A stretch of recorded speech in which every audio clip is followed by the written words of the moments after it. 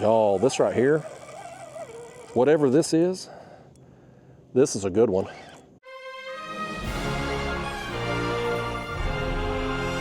All right, y'all, grab your fishing poles and let's go. It is time to catch some catfish. It's sunrise right now, although you wouldn't know it because it is just nothing but dense fog as far as you can see out here on the river.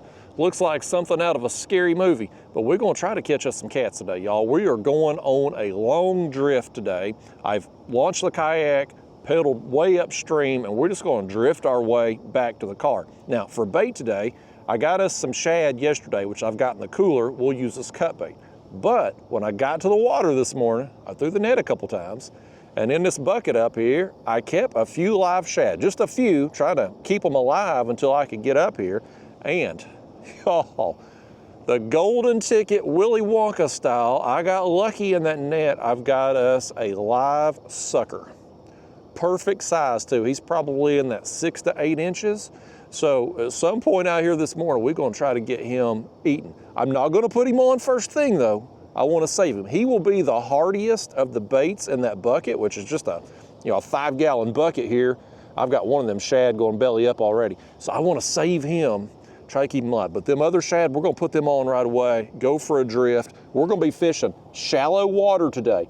Just a shallow part of the river, a main channel ledge. We're 21 feet here and work our way downriver and hopefully catch some big cats. So come with me today, y'all. I'm gonna put y'all here in the chest while we get baited up. Let me just reach right here and grab one of them things. You see that? I'm like a daggone bird coming down out of the sky snatching that shad. I don't need no net, although I do have a big net behind me in case we get on a big cat. But we're gonna use the light tackle stuff today, man. We hook into a monster cat on this gear. Hang on to your drawers, it's gonna be a good time. But here is probably a 3-4 inch shad, 3/0 size mosquito hook. I've got 15-pound fluorocarbon leader up to a swivel and a little 2-ounce egg sinker there, just a downsized Carolina rig essentially.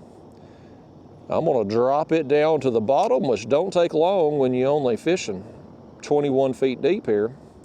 There's my sinker on bottom, so I'm just gonna reel down a little bit. And now I'm gonna set the rod in the rod holder. So our bait's down there just off the bottom as we drift along. Now let's get us another one. Y'all keep an eye out here in case any ghosts or anything tries to snatch us in this fog, buddy. It's intense out here this morning. We had some rain out in there. Let's get him out of there. He's bit the bullet. The downside of these shad is they don't live long. That's why I didn't put many in the bucket. This one here's a little bigger than the other one anyway. I can get hold of him in such a way that allow me to hook him. I'm gonna do him the same way. I'm just gonna go real shallow through the back, right up here close to the head. That way, when we're drifting along, he'll be down there kind of a natural swimming position, albeit struggling because he does have a hook in the back. I'd probably struggle too if I had a hook through the back. But we got a little bit of current flow this morning, not much, but a little bit, and we're gonna use it. Just let it take us downriver. I'm fairly close to the shore here. There's this, when you've got this much fog, a little dangerous. Let's be real. It's a little dangerous if a boat comes flying down through here and he's just driving by his GPS and not using common sense and logic to slow down in the fog. You know how some of them are. Get run over. But the shoreline is right there. So if a boat's coming, something crazy's going on, we could book it right there. The way this ledge comes off, it comes off the land real sharp. So anyway, y'all, wanna leave this camera rolling today. Me and you, we're going on a real fishing trip. Unedited, uncut, just, you're gonna see it all from right now when we're dropping baits down. I didn't film launching the kayak and throwing the net there a few times. I didn't film that, but once we got out here, we're doing the actual catfishing today. Y'all are with me for the duration, y'all. I'm gonna fish for 3 or 4 hours probably, and I'm gonna put y'all in the chest here for the time being. If we catch a big fish today, and I certainly hope we do. If you're seeing this, good news, we caught something. But we are missing something on the kayak. We are missing my front camera mount. I had taken it out and put it in the other kayak, and so if we catch a big fish that needs some front camera attention, we are going to have to get creative. Today could be an interesting day when we are trying to build a DIY camera mount on the fly. You know, another spoiler alert, if you're seeing this video, we didn't lose the camera that's in the chest. However, I would probably put up my backup camera if we need to rig something up. But that's a problem for later on after we catch a big fish. We got to catch the daggone thing first. But I'm certainly going to try. So we're just going to let the current probably take us. The wind, it's barely noticeable, but it is blowing upstream, so it's going to slow us down. I may have to turn us downriver and pedal a little bit to supplement the speed. Right now, I'm perfectly fine moving 0.1 miles an hour because, and you won't be able to see this, partly because of the fog and partly because my net's here in the way. Right over here to our left is a creek mouth, so we're kind of right above this creek. And you know me and creek mouths, right? Like, I like fishing creek mouths. Oftentimes you'll find fish kind of hanging out, moving in and out of there and stuff. So I'm perfectly content moving real slow through this area just to see what happens. And we get past it, we'll make a decision if we want to supplement our speed or not. But yeah, I'm going for a drift today. Some of my recent trips,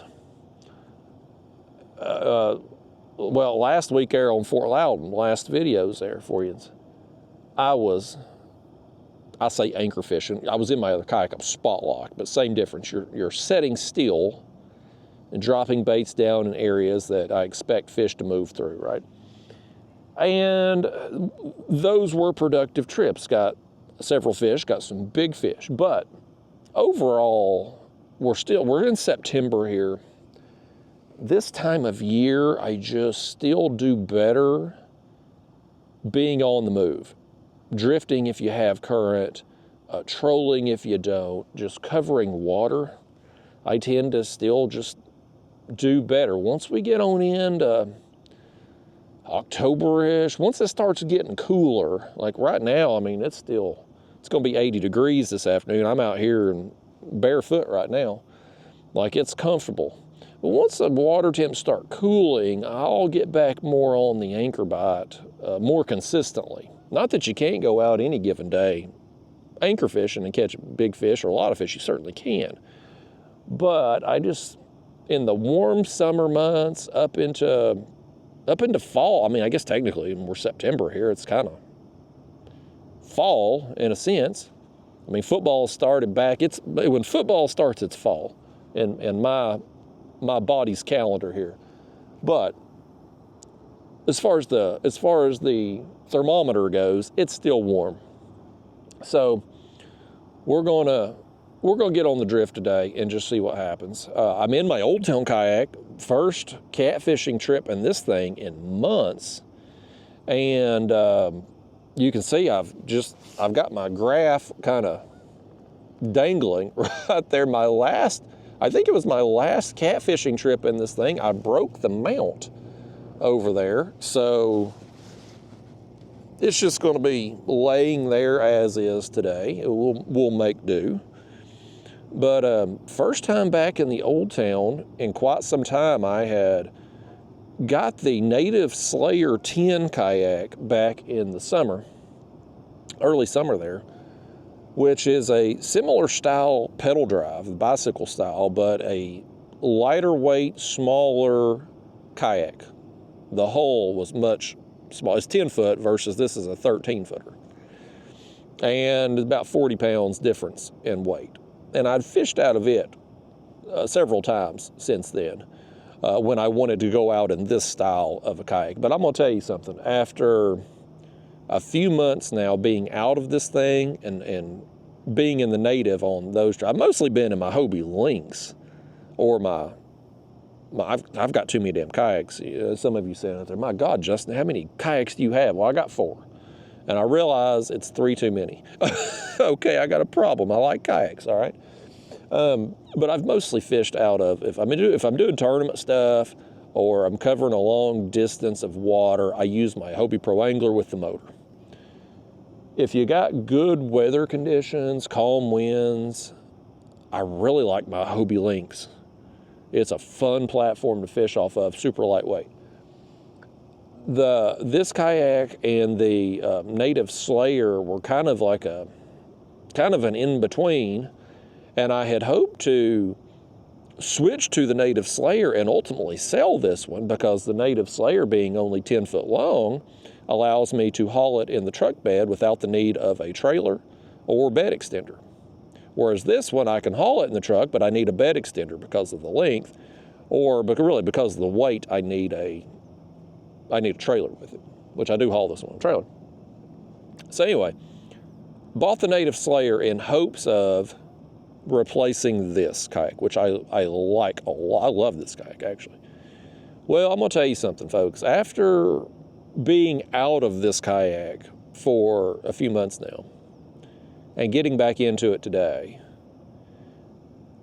there's no comparison. This is a superior platform over the Native. Now, that's not really a fair comparison. It's more apples to oranges, really, because the Native Slayer, the 10-foot model that I have, it's meant to be a lighter weight, grab and go type kayak, whereas this is a much bigger, heavier duty, bigger water platform, right? So they're not, just because they're both kayaks, quote unquote, they're not built and designed for the same conditions, if you will. So it's, when I say what I'm about to say, understand it's not a fair comparison.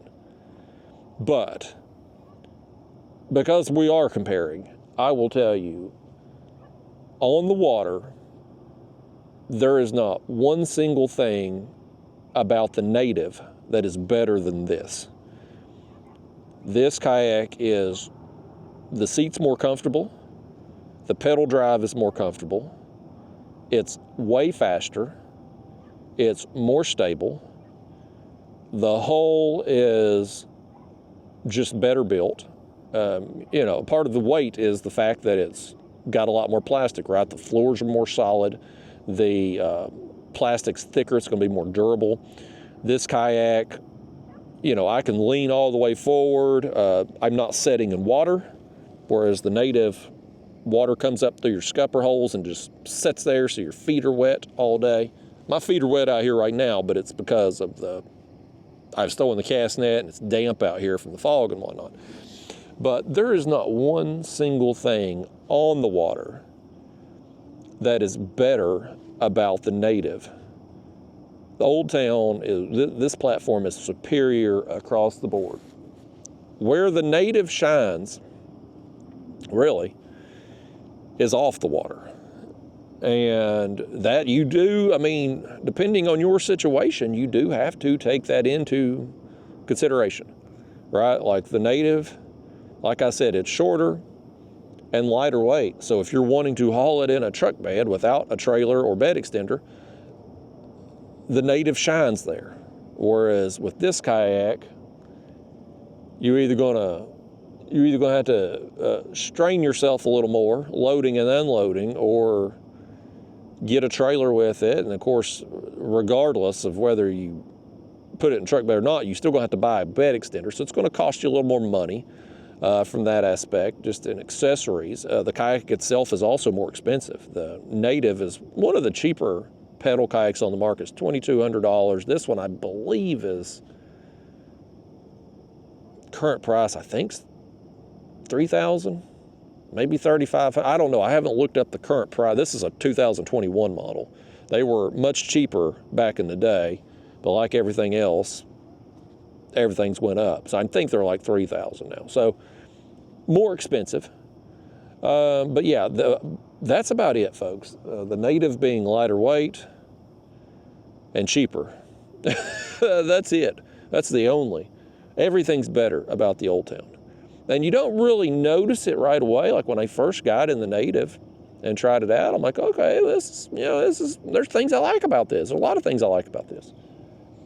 But when you get several trips in it and you kind of get used to it, and then you hop back in this thing, it's like, it's obvious, man. It's obvious. I noticed as soon as I sat down in this kayak this morning and started pedaling, I'm like, oh, this is way different right here. So, and if you notice this, look, well, you can't see right now. Look at this. I'm leaning, I'm rocking back and forth in the seat.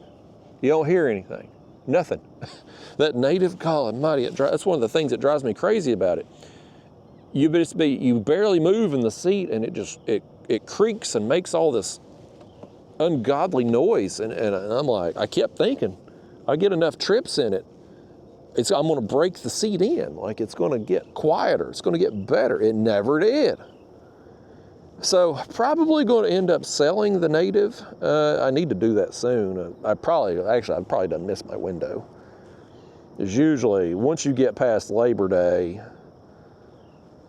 people ain't as interested in kayak fishing anymore. You get past Labor Day,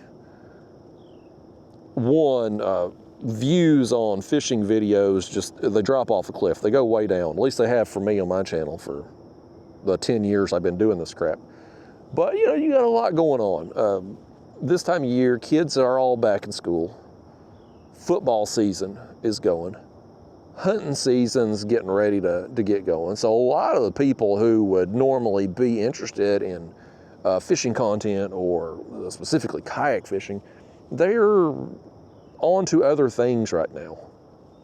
So now is not the best time to be selling a kayak. And a lot of the dealers too have end of season sales and whatnot.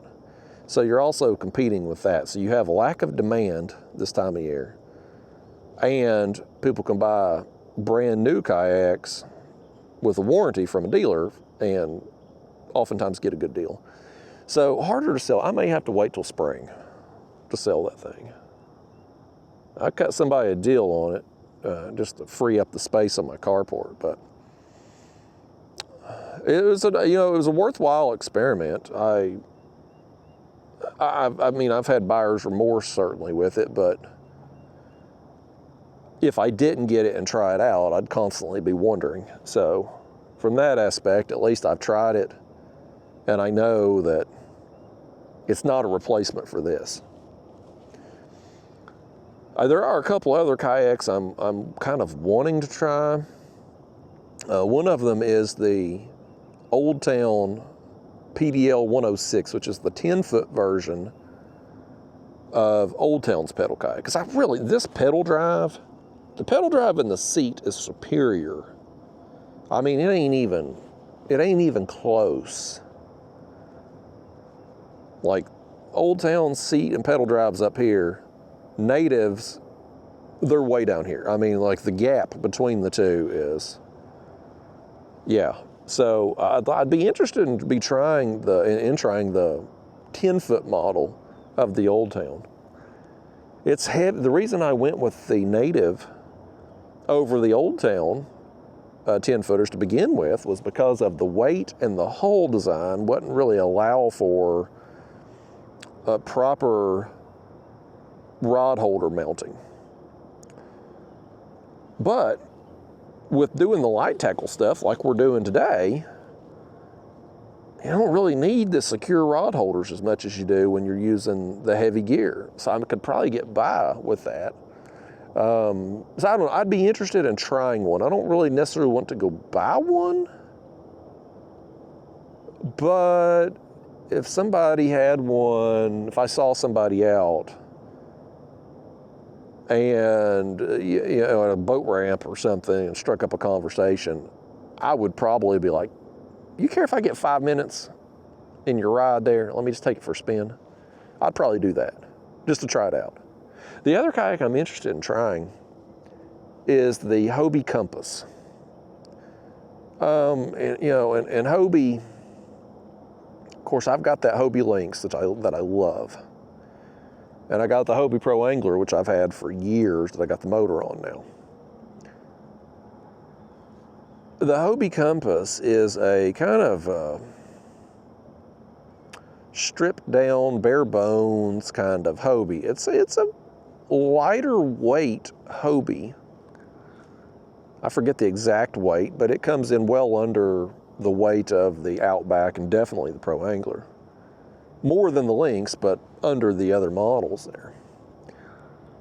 And I would be interested in trying that out because it's got the same seat as the Lynx.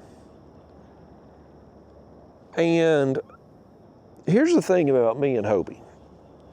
I had that Hobie, for long-time viewers, I had the Hobie Outback and loved it, but it damn near killed me. I mean, I got piriformis syndrome from pedaling, had terrible sciatica, that kayak really done a number on me, and I thought it was because of the Hobie pedaling motion, the stepping motion. That's what I blamed it on. And that ultimately was what caused the piriformis syndrome. It was the overuse of the piriformis muscle, because of the unnatural stepping motion and probably some poor body mechanics on my part. So I had gotten away from the Hobie pedal drive. Well, along comes the Lynx, and I'm really interested in it because of the design of the kayak and also because of the lightweight. And so I decided to try. I got a good deal on a used one. I got it and I tried it. And that kayak has not given me, and I've pedaled long distances in that thing, and it hasn't given me any issues with sciatica. I don't have any, pain or discomfort with it. And I'm like, well, is it the seat and the seat height in relation to the pedals on the Lynx that's not causing me any issues? Or is it just the fact I'm in way better physical shape now? After the last bout of sciatica, even after I'd gotten healed from the piriformis syndrome, I would still every few months have a bout of sciatica, last a week or two. Well, I went to the chiropractor the last time, and he had got me, not only, I had to do some, couple times a week, go in there and get an adjustment or whatever for a little while, but once we got me out of the acute pain, he was like, look, man, I'm happy to keep taking your money, but we've taken the pressure off the nerve here. Your spine looks good. What you need to do in order to keep this from happening, keep this from coming back again, is you need to work on your core strength. He's like, I'll gladly take your money if you want to keep coming in here, but you don't need to. You need to work on your core. So he gave me basically a workout routine, a series of exercises, stretches and stuff. And I have done it religiously since then. I work out every day. The only times I miss is if I'm traveling, and it's all when I went to the tournament in Ohio here recently. Tournament day, I get up 5 o'clock in the morning, we fish all day for the tournament, I go eat dinner with the guys afterwards, and then I got a 6-hour drive home. Well, guess what? When I got home that night, I wasn't working out. But normal days, every day I do it. And since then, and this has been probably over 3 years now since I've had a bout of sciatica. I don't have any issues anymore.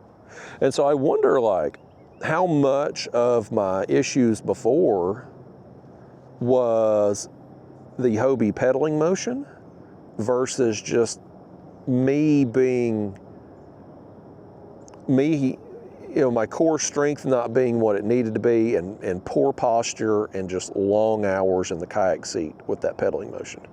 It's probably a combination of all of those things, truth be told. So now I'm wondering, could I do other Hobie kayaks? Because the Hobie pedal drive system, when you compare it to the bicycle style here that I have on the Old Town, the Hobie it's more efficient. It's a smaller pedal drive system. So it's lighter weight. All my friends prefer the Hobie.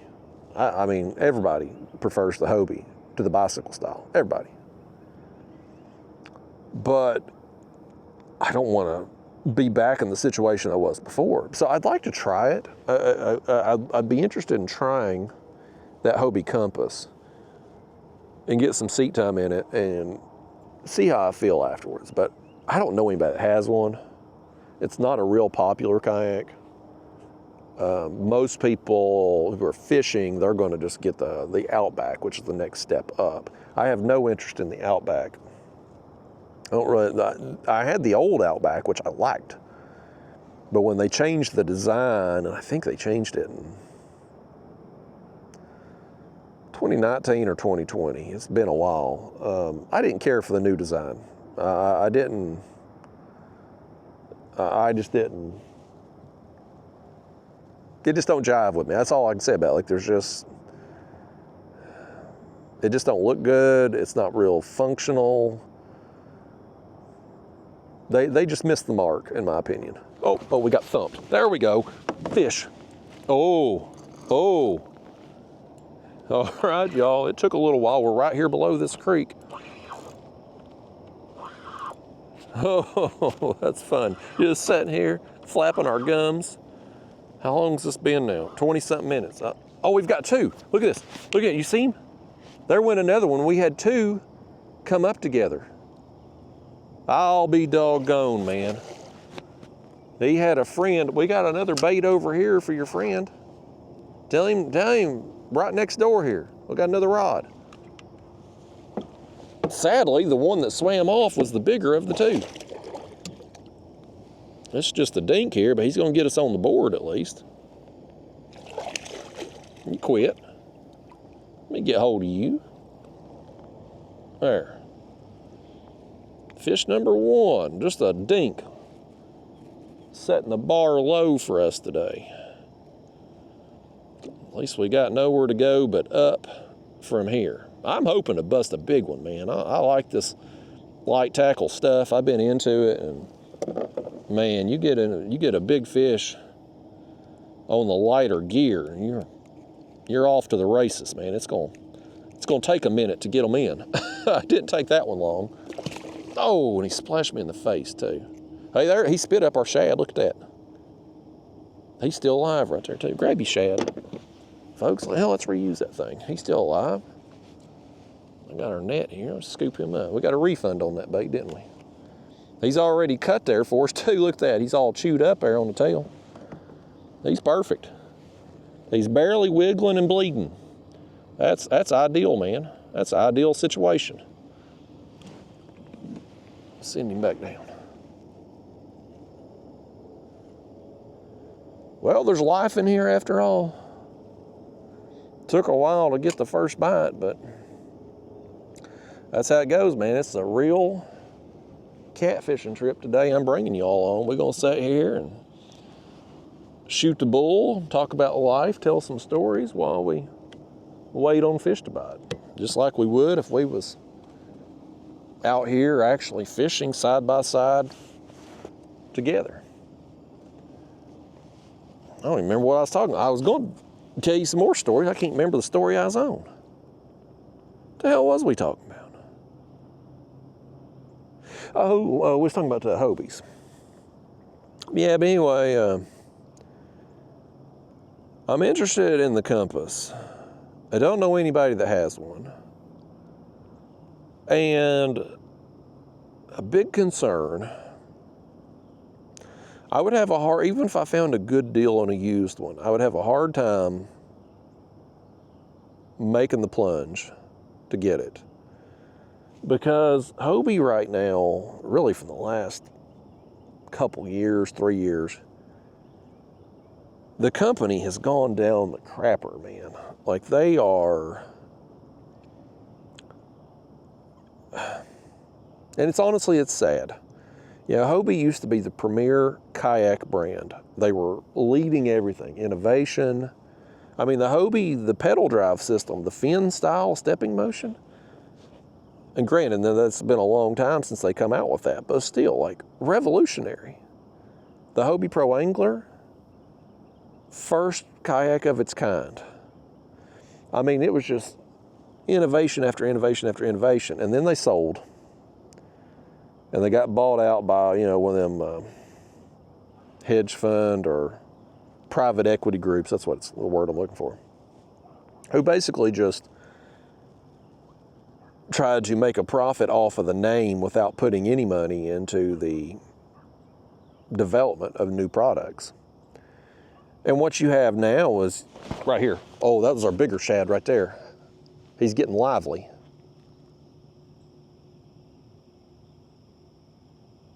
He got to running from something, didn't he?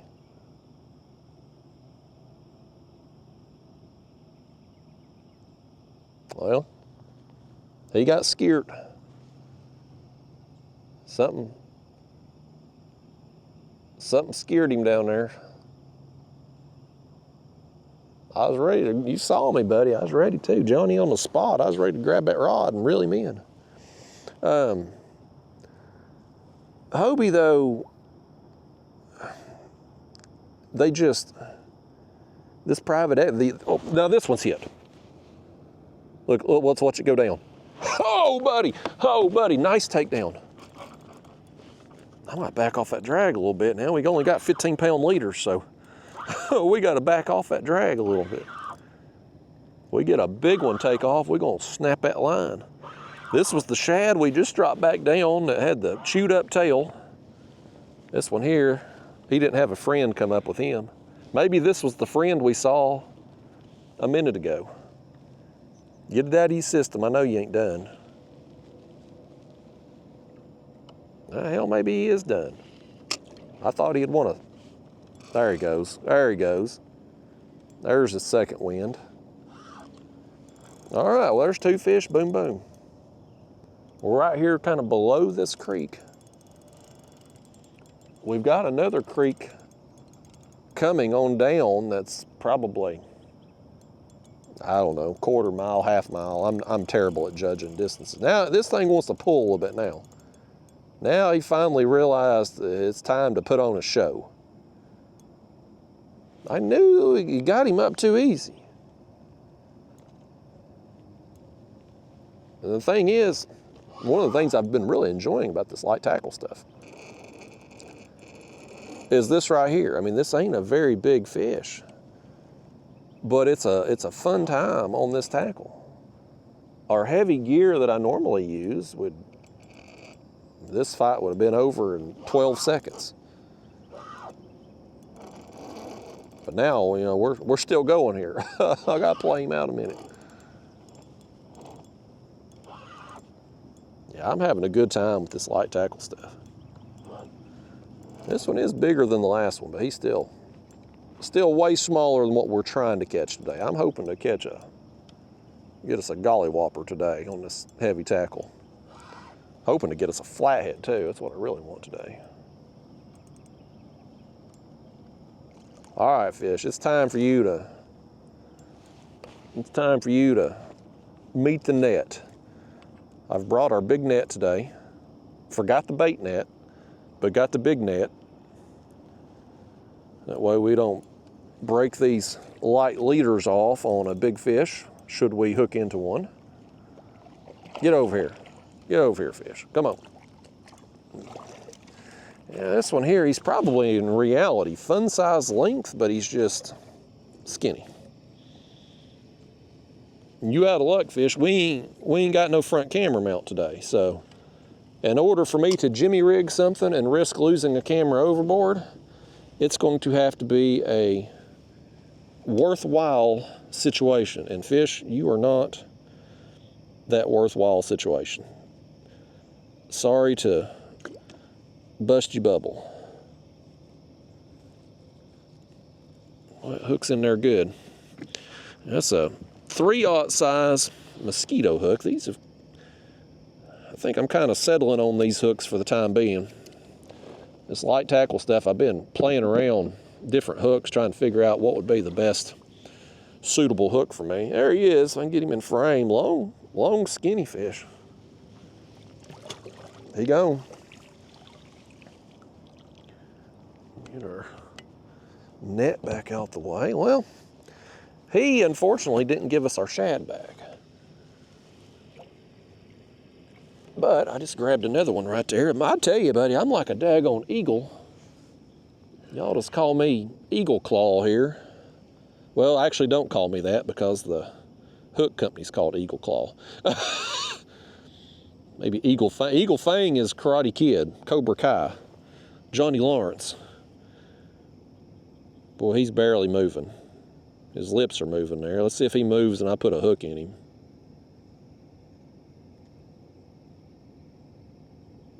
Barely. Well, you know what happens? You know what happens, Shad, when you barely move? You're gonna get a little slice and dice here. Not much. I just want to get him. But I can't cut a damn thing with that. I can't cut nothing with this. There we go. Good golly. What a dull knife. Y'all sabotage my knife here. You been running that across rocks or something? I swear I think y'all set me up to fail. There he goes. We're gonna save that. We're gonna save that sucker, man. I want to save him for a little while here. Get these other shad while they're still flapping their gills. We'll probably put that sucker on though before we get down to the next creek, because that's, I feel like, an opportunity for us to maybe, that next creek down is a lot bigger than the one we've passed. And from there on down, the water's gonna get a little deeper. I've caught flatheads there before. Like, I think, y'all get water? No, y'all didn't get any water lens.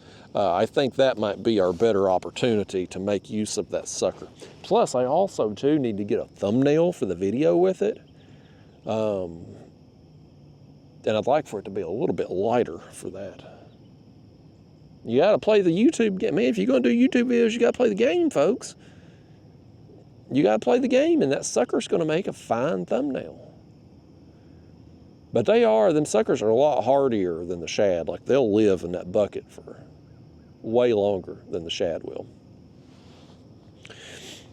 So, nice, 2 fish now, back to back. It's not been a lights out bite thus far, but you know what? Not every day is, and that's what we're doing on this style of video, man. We're taking you on a real fishing trip. You're gonna see, if we get on a school and rods start going down left and right, you're gonna see it. If we go an hour between bites, which sometimes happens, you're gonna see that too. This is a real fishing trip, start to finish. So, some of you like it, some of you don't. You always fast forward, I guess, to the fish. I'm hoping we get a bunch of fish today, though. I hope we get a bunch of fish and well, of course, I want this I'm saying what I want every day. I want a bunch of fish, and I want some good quality fish. But I do. That's exactly what I want. Let me check that drag. There we go. Got to keep an eye on that drag there. You know, you gotta, sometimes I tighten that thing down and then forgetting to untighten it, and then we're gonna have a big fish take off and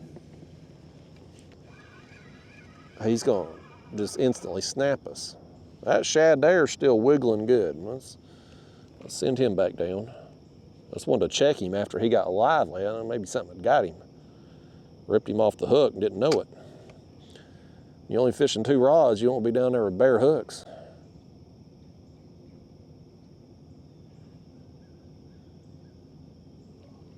Okay. Yeah, that one there, that drag's more appropriate. I can't get that thing. Where's that sinker at? Try and feel that sinker. There we go. All right. Yeah, I'm trying to finish that damn story about Hobie. So anyway, private equity group buys them. Buys the name, basically. They're trying to milk every penny of profit off the name while putting zero money into development of new products or improving their existing products. They moved the operation down to Mexico. And since then, it's been a total disaster. People, first off, quality went way down on the hulls, which is a big concern of mine buying another Hobie. Especially like the Hobie Compass, which I was talking about, because it's one of their lighter weight models anyway, which means the plastic's going to be thinner. Throw in that with the poor quality from the Mexico production, it's a recipe for disaster, I feel like, especially as much as I use a kayak. But yeah, they moved the operation down there. Quality went down the toilet. Then customer service went down the toilet, because guess what? After they moved everything and people started having issues, warranty claims started being filed constantly. And you know, prior to the sale of the company, Hobie products were good quality, so they didn't have as many warranty claims. But when they did have a claim, it was, at least from the stories you would hear, it was very good service. Like, you would get a replacement hull very quickly. Well, now people wait months, if it gets approved at all. And they try, this private equity group, man, they try everything in the world to keep from approving your claim. So quality went down, customer service went down, the warranty ain't worth the paper it's written on. Meanwhile, prices, though, have gone up year after year after year. Prices keep going up for a subpar product, and it's a damn shame, because I mean, Hobie was the industry leader for the longest time, and now they're still a well-known name, but they've lost a lot of market share. And from what you hear through the grapevine, and I'm not super plugged into the business side of the kayak fishing world, but I hear things. They've been looking for it, that private equity group. They've milked it. They've milked every penny out of it. It's not profitable for them anymore, so they're looking to just sell it off. And ain't nobody behind it. So I'm hoping they eventually do find a buyer, somebody that will restore the Hobie name and put it back like it was. But right now, it's very difficult to justify buying a new Hobie kayak when you're probably going to have problems. I mean, they're having all kinds of cracked holes because the plastic's too damn thin. Don't even get me started on the Hobie Pro Angler, the 360 drive. I mean, everybody I know has had issues. Like, a lot of my bass fishing friends have that kayak, or had, I should say, that kayak. Damn near all of them went back to the regular 180 drive, because the 360 drive is just, they'd be on a road trip for a tournament, and it would just completely fall apart. Bearings would fall out. I mean, it would just break into pieces, no warning. And here they are on a road trip a long ways from home, and they don't have a functioning pedal drive. So, I mean, again, it wasn't like an isolated incident. Literally everybody I know has had issues. And then you get online, of course, and you see all the people complaining online about it, and it's like, you just can't trust that you're going to plunk down a few $1,000 and get something of quality. Well, I just ain't going to plunk down the money. So like my Hobie Pro Angler that I've got with the motor on it, y'all have seen in videos for years, it's a 2017 model, which was back when they were still good. And I bought it used in 2019. I bet you if I sold it today, I could probably get what I paid for out of it. Between the inflated costs now of, the more expensive prices, and then just the fact that mine is from a year that was good quality. Now granted, mine's been used, heavily used. So it's seen better days, but still, I bet I could get what I paid for out of it. I paid $2,500 for it back in 2019. I bet I could get that. But yeah, it would be hard for me to justify paying new Hobie prices today. Even the Hobie Lynx, like I was interested in the Hobie Lynx for a year or two before I actually got it. But you know what held me back from getting it the most? I mean, one was a concern, obviously, about the sciatic issues I've had with the pedal drive in the past. But the biggest hang up for me was just the fact, like, man, this thing could fall apart. Now, fortunately, I've had a good experience with the Lynx. I've not had any problems with it. Knock on wood. I baby that thing though. I take care of it. I don't get rough with it at all because I'm fearful of what could happen. And you know, honestly, I don't even know what year my Lynx is. I bought it used and I didn't even ask. There hasn't been any change. I think those come out in 2021 or 2022. It was the first year they started making those. And there hasn't been a single change in the design since it come out. Now you can make an argument like, well, what would they change? I don't know. But still, like there's not been any difference. If you bought a 2022 model or if you wait here in a couple months and get the 2026 models when they start coming out, same damn kayak. So, but I got a good deal on it used, and I was willing to take a chance on it, and it's worked out great. I love that kayak. I don't love it in the wind because it does get blown around real easily, and that's part of my motivation for bringing this one out today. The wind is supposed to kick up as the morning goes on. It's not going to be bad today, but still it's going to be increasing. And I knew it would be a little bit more of a challenge in the Lynx to drift the line that we want to drift down through here. Whereas this kayak, yeah, I mean, any kayak's going to get blown around some, but the Lynx, I compare it to like a leaf or a piece of styrofoam floating on top of the water. When the wind blows, it just goes every which way. Whereas this, really any kayak that kind of sits down in the water, the design of the Lynx is like it's really a paddleboard design, so it sits on top of the water. Like there's no, like the bottom of this hole is curved, so the nose sits down, the back end sits down. Like there's probably 25% of the kayak here is below the water. So when the wind blows, like there's resistance as it moves through the water. With the Lynx, I mean, you've got, what, an inch or two below the water surface? Like, I mean, and so it just gets blown around super easy. It's fun though. That part of the fun in that kayak is the fact it does move around so easy. So when a big fish takes you on a sleigh ride, like you're getting pulled around every direction too.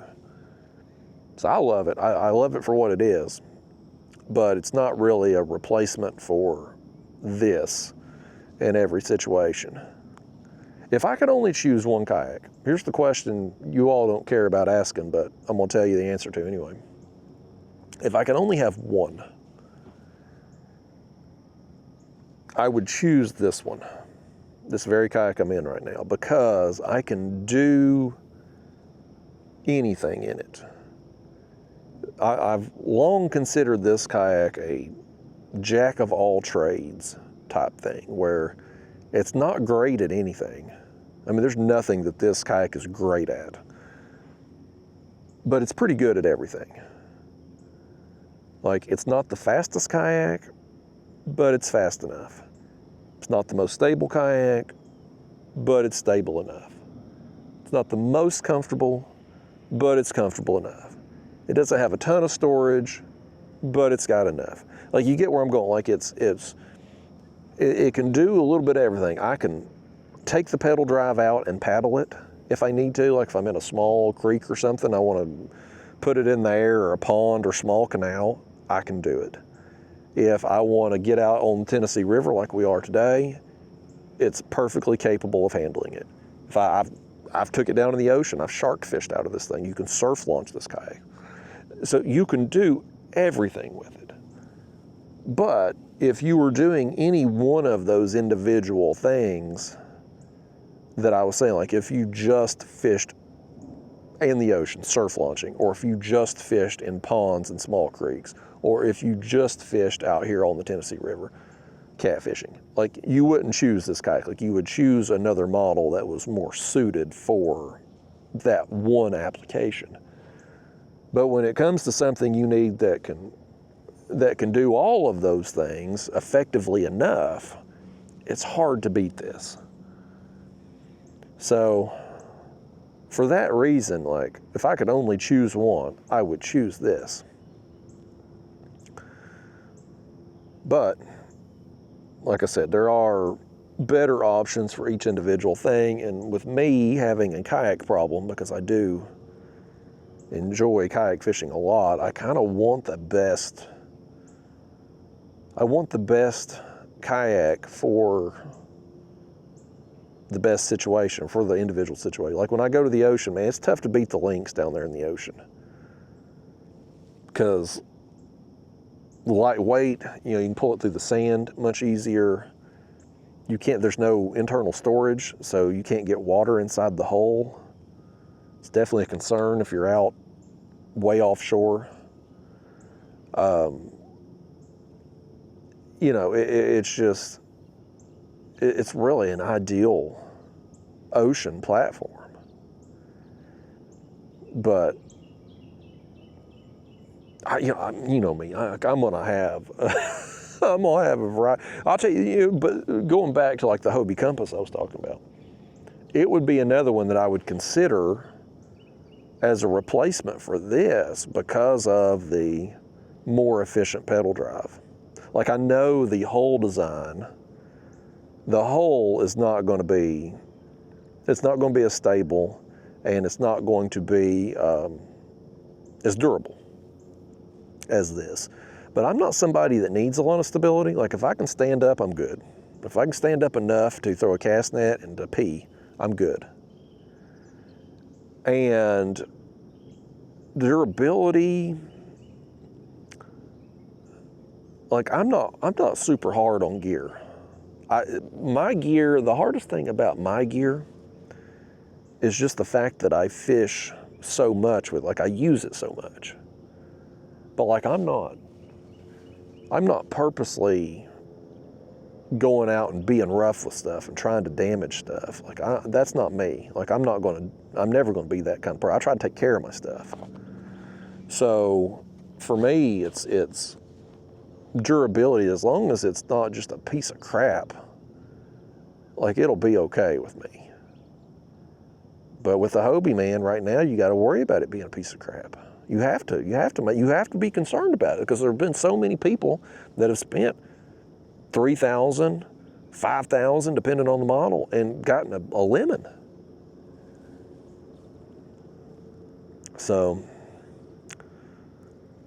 I don't know, man. I wish. Here's one thing that's cool that's happening in some of the, I don't want to say inferior brands, but they are kind of inferior. Well, it's not kind of, they are inferior. I'm trying to be, what's a politically correct, polite way to say what I'm trying to say? I can't think of it. I'm just going to say it. Look, these other brands that are based in China, manufacturing's done in China, what they're doing, they're taking a kayak hull and they're putting a slot for the pedal drive, and they're making it compatible with multiple styles of drives. So like Vibe Kayak can do this, and this new company that's, I forget the name of it, but it's founded by the guy who had founded Vibe back in the day. which is another brand of kayaks that has a bad reputation for having crap quality. But you give them a pass at least because they're cheaper and you know you're getting something made in China, right? Like it's one thing if you buy a kayak that's a fraction of the price of a name brand reputable company and you know it's coming from China and then it tears up, it's like, well, you kind of knew what you were getting, right? Like you can at least justify it because you got the cheaper price. The problem with Hobie is you're paying top quality price and getting garbage, okay? But anyway, these companies like Vibe and the new company that their former owner or founder or whatever has started, what they're doing is creating kayaks that you can use either a bicycle style pedal drive or you can put the Hobie fin drive, because the original Hobie fin drive, the Mirage drive, the patent expired. So a lot of these Chinese knockoff companies are making kayaks with the old style fins. But if you've already got a Hobie kayak, like I do, I mean, I've got 2 sets of the fins, the pedal drive. You could, in theory, put those, the better quality, newer model pedal drives in the new, if you will, kayak with the pedal drive slot. So I like the fact that you have options. Because, I mean, there's some situations where one pedal drive style will outperform the other. Like, let's say you're fishing in grass, weeds. You don't want a prop style that's bicycle style because you're going to get, the prop's going to get choked out with weeds. The fins do a lot better on the Hobie. But in my opinion, when you are in, let's say you're out here on Tennessee River and you got some current, more so than what we have today. Obviously today we don't have enough to make a difference, but like if you're pedaling upstream into the current, then I think the bicycle style works better. So, you know, depending on your situation, it would be nice to have options. You can never go wrong having options. But I'd like to see more companies. I'd like to see some reputable companies. Because my thing, like with Vibe, and Vibe's got some American dealers, this new company, I've seen the online ads for it and stuff. I think they're coming out in end of the year or early 2026. You know, the concern with those type of companies, if you have a problem, how, and you probably will, how are you going to get that resolved? How long is it going to take? Is it, you going to have local dealers or are you going to have to order it? Because if you order it and it gets just shipped to your house on a truck, you know how much it's going to cost if you file a warranty claim and you got to ship it back? I mean, you're going to spend hundreds of dollars in shipping to get it back to the company. It's like, and they know that. That's why they know they're not going to have to do no warranty stuff because it's not economically feasible for people to ship the kayak back to them. So, you know, you'd rather have either a local dealer that you could deal with or an actual American company that you could file a claim with if you had problems. And that's the concern of them like that new company that the Vibe guy founded, like all that crap's coming from China, which saves on money. Again, you're getting a kayak that's a fraction of the price because it is of the cheaper labor. Everybody's all about American made, American products, American companies, whatnot.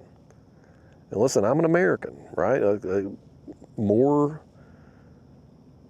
jobs, more manufacturing jobs in America benefits me because it helps our economy, and as an American, it helps the cause across the board.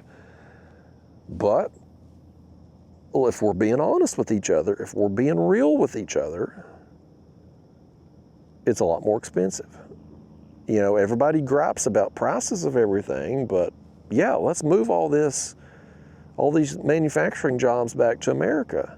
That's great, but you're going to be paying more for everything because wages are higher here. You got to pay benefits to the people. You know, a big manufacturing corporation, full-time employees, they got to pay insurance and workers' comp and part of the Medicare and Social Security and all that. Like, you know, it's more expensive than these factories in China and Mexico where labor is very cheap. And when products come from China and Mexico, those cost savings get passed on to us, the consumer.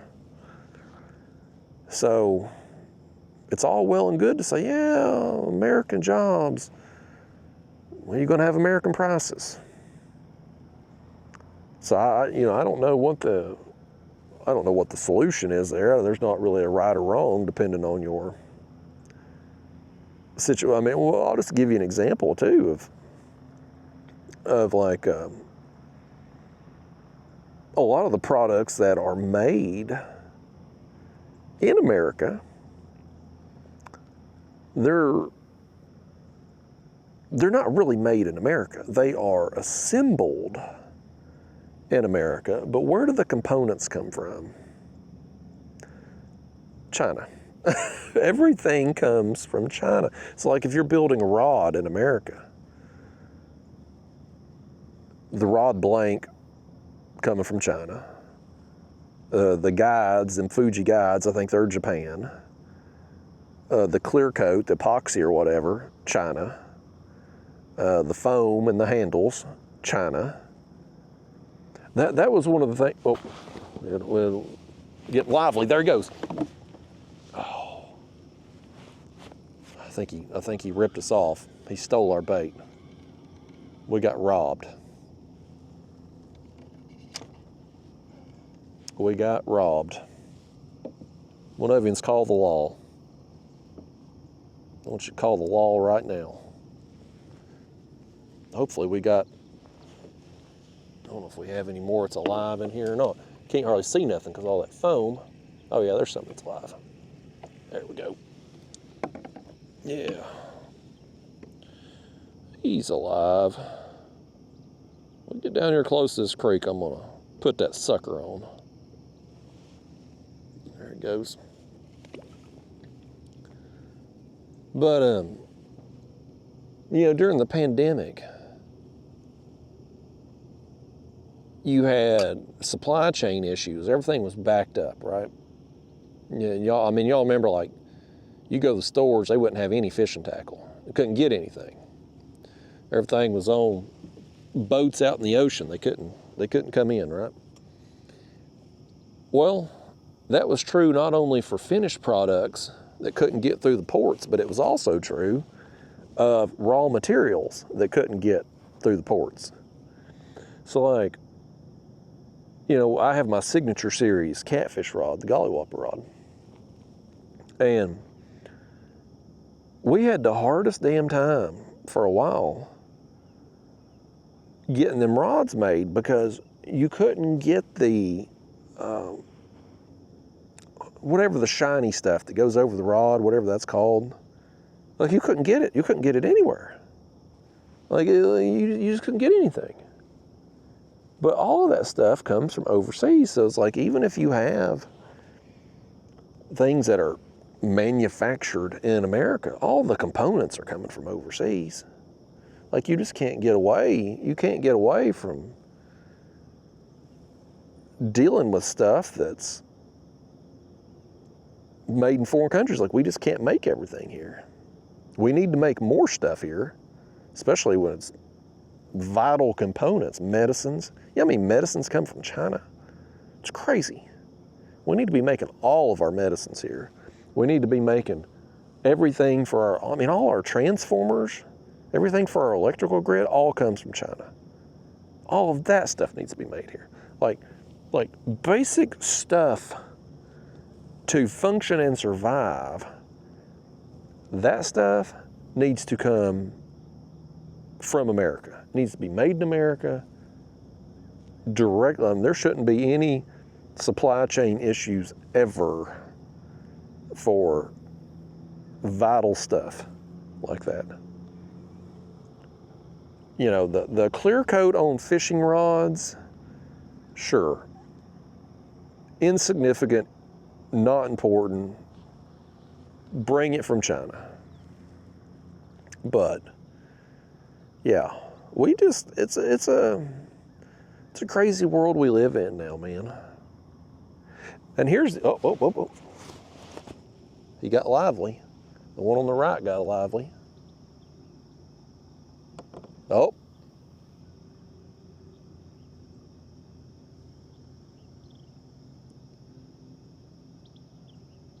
I don't know if something hit him or if he just tried to run from something. I'm gonna have to reel him up in a second to see if he's still on the hook. If he got hit, he may have. He may have got ripped off. I can't really tell. I can't tell if he's on there or not. Let me just reel up and see if he got eat. No, I think he's on there. He's on there and he's wiggling. All right, down he goes. Do better, Shad. We need you to get eaten. They need to eat you and that hook. Tell them to eat it pronto, too. I'm impatient here. I'm ready to catch some fish today. These people watching at home ready to catch them, too. Hell, we're an hour into this crap. They ain't got but... We caught 2 fish. We've seen 3. Hell, we've had about as many fish swim up to the surface as we have actually caught on the hook. But yeah, here's the other thing about American made. And this will piss some people off. But you know I'm speaking the truth when I say this. Everybody talks about made in America, it's better quality, right? I don't know if that's true anymore. That was the reputation for a long time. But let's look at what is made in America. The other day, what restaurant did I go to? Zaxby's. I stopped at Zaxby's and got some chicken tenders.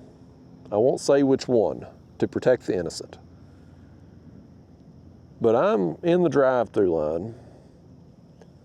Dude walks out of the back of the building with a big garbage can. Yeah, he's taking the trash off. Lights up a cigarette and starts pushing the cart over there to the dumpster. And I'm looking at this guy, and you know, you ain't supposed to judge a book by its cover. But I'm like, man, this dude, his pants are falling off his ass. He's got tattoos all over him. It don't look like he's bathed. I mean, he's got like long hair, but it's not like long hair, like purposely long hair. You know, it just seems like it's long because he ain't had a haircut in forever. It's all matted up and stuff under his hat. He just looks greasy. He looks like he hasn't bathed in a long time. That dude's making your chicken sandwich. Okay, and I'm like, go to any fast food restaurant. That's what you see. And it's like, take that dude or anybody and everybody like him, and you know what I'm talking about. Hell, you've been to these restaurants, you've seen people walk out of the back, or you be sitting at the drive-thru where you can look through to the kitchen part and see what's up. Like, you see who's back there with your food. It's disgusting. Well, now guess what? You bring manufacturing jobs back. Do you trust that part? You don't trust that person to make your chicken sandwich. You're going to trust him to make your phone or your car or your fishing rod, pick the product. You gonna trust that? Well, guess what? Well, if these jobs come back to America, that's who they're gonna have to hire. I mean, hell, everywhere you go through town, there's now hiring signs up. Nobody can get any workers. Now you're gonna create all these jobs. You can't get workers for the jobs you currently have available. And you think it's gonna be top quality that you're getting out of these people? I don't think so. Nobody takes pride in their work anymore. Nobody. I mean, hell, I can't even talk because I'm doing this for a job. And hell, you see the videos; they look like crap. So, hell, if I give a damn about video production, I wouldn't be out here filming in the fog. I'd wait till this afternoon when it burn off and get a little sunlight, be able to see something. But nobody takes pride in their work anymore. And I don't know that it's any better overseas. I don't know that workers in Mexican factories or Chinese factories take any pride in their work either. It's probably just about going through the motions and collecting a check, just like it is here. But again, at least in those situations, you're getting cheaper priced goods. Here in America, you are going to pay out the ass for the dude to make your phone who also probably spit in your chicken sandwich or didn't wash his hands when he come out of the crapper. Like, it's something to consider, okay? And again, don't label me as anti-American. I'm not. There's a lot of perks to having a thriving American economy based on like these jobs coming back and stuff, but who's going to do the jobs? That's the part that also has to be fixed that nobody talks about. It's like, who is going to do, how are you going to find the people to do those jobs? How are you going to find quality? You'll find people. Listen, you pay enough, you're going to find people. How are you going to find quality people? How are you going to find people that can pass a drug test? How are you going to find people that can spell their name on the damn job application? Like, it's bad out there, folks. You don't believe me? Just go to any restaurant. Look toward the back, man. So, anyway, that's my spiel on that. I just got labeled anti-American. I'm not. I'm really not. I just have concerns of who's going to do it, and how are we going to pay for it? Fishing rod, for instance, it's already expensive. Now you're going to pay double? Really? I mean, people gripe about $100 fishing rods right now. Well, guess what? They're about to be $200. You start making things in America. So, I don't know. I guess print more money. That's what the government does. They just keep printing it. It's going to bite us at some point, but I don't know when.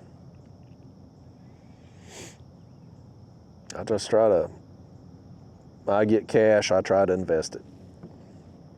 I keep enough cash for emergencies. If I get hurt or something, need living expenses for a few months, I keep enough cash on hand for that. But otherwise, I sink it in my investments, because no matter what happens with the actual dollar, the currency,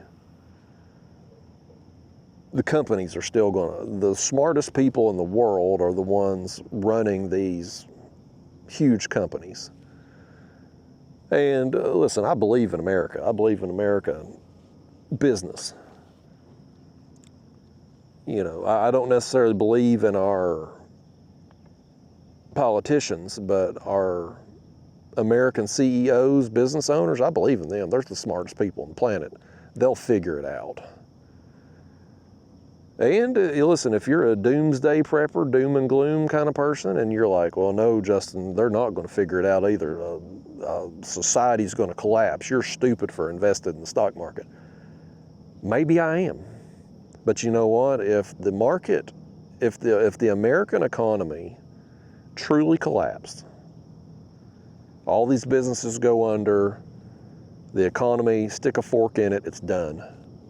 If that truly happened, it ain't gonna matter how much money you got. We all gonna be dead anyway. Unless you are one of the doomsday preppers and you got a bunker somewhere and you got a bunch of beans and rice stored away, we're all gonna be goners. And honestly, you know, the people down there in them bunkers, you really wanna live in a bunker? Really? Listen, some of them are nice. They're fully stocked with DVDs and enough beans and rice that you can live for a long time. But are you really living well?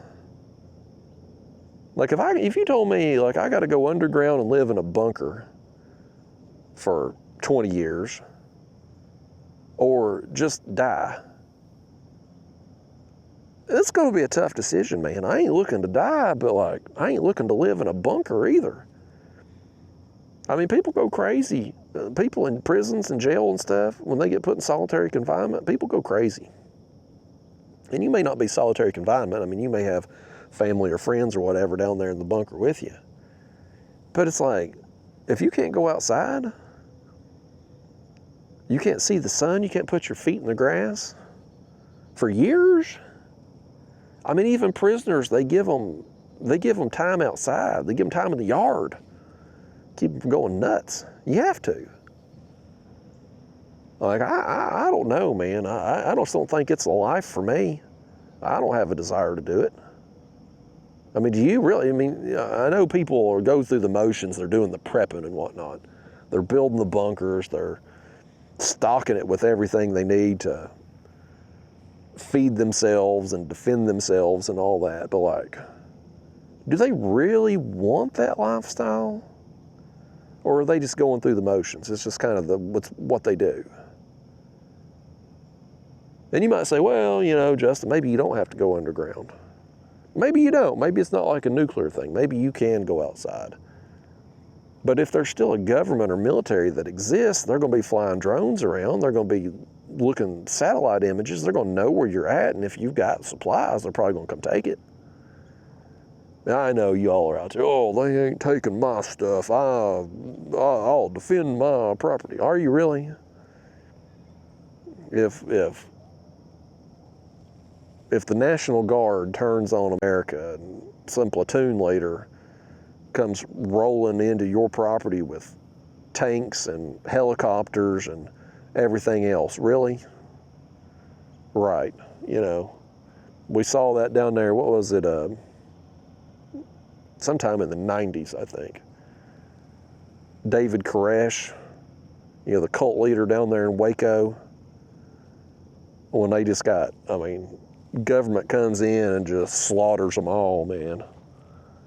That's how it would be. That's how it would be here too. I think I'd probably just drink the Kool-Aid, man. Just go out peacefully than to be trapped in a bunker or be eating berries and rodents for the next 20 years. Yeah, and a lot of it too probably depends on your age. I mean, if you're a younger person and society collapses, well, it'd probably it'd be all you ever knew. But when you've lived the good life, like me and you and most everybody in America currently has, and you look toward the future that wouldn't exist anymore, and you're like, oh.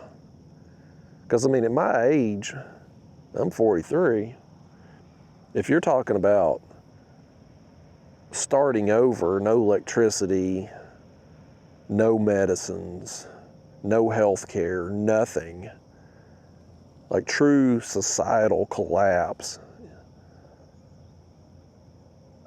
I mean, how many more years? I mean, life expectancy right now is what, 70-something years?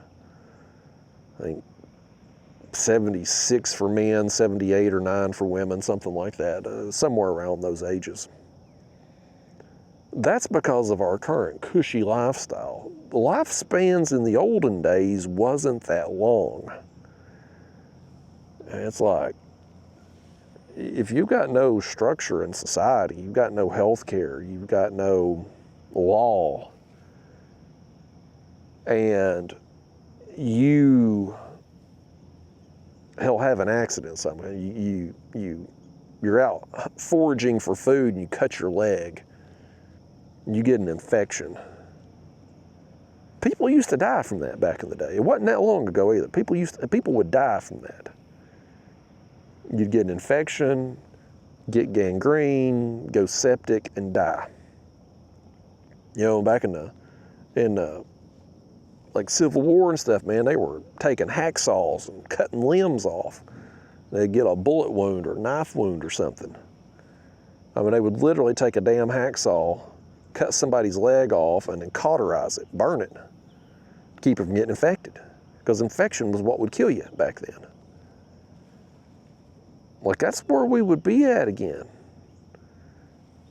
And especially in the beginning, when the fallout first started, like if I mean, we're getting to doom and gloom stuff here, but this is what happens when the fish don't bite, folks.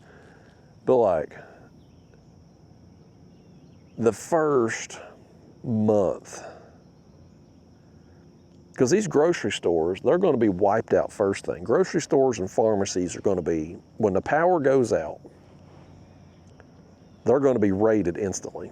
And grocery stores don't keep a lot of food. I mean, when you walk into a grocery store, sure, it looks like there's food everywhere, and there is. But when everybody goes in there and shelves aren't being restocked every day, grocery stores are going to be wiped out instantly. Pharmacies wiped out instantly. And people are going to be okay for a few days. But give it a week, give it 2. Now people's out of food. They're out of baby formula.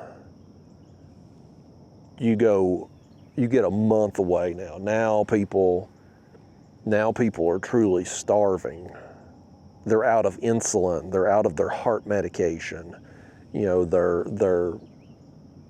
family members are having their babies are starving and their parents are dying because they don't have food and medicine. People get desperate. You're gonna be in a true survival situation. Well, guess what? In that situation, we all turn into animals. Every one of us. If you think you won't, they know in a true apocalyptic situation, in a true societal collapse, there are no Rick Grimes. You remember Rick Grimes from Walking Dead?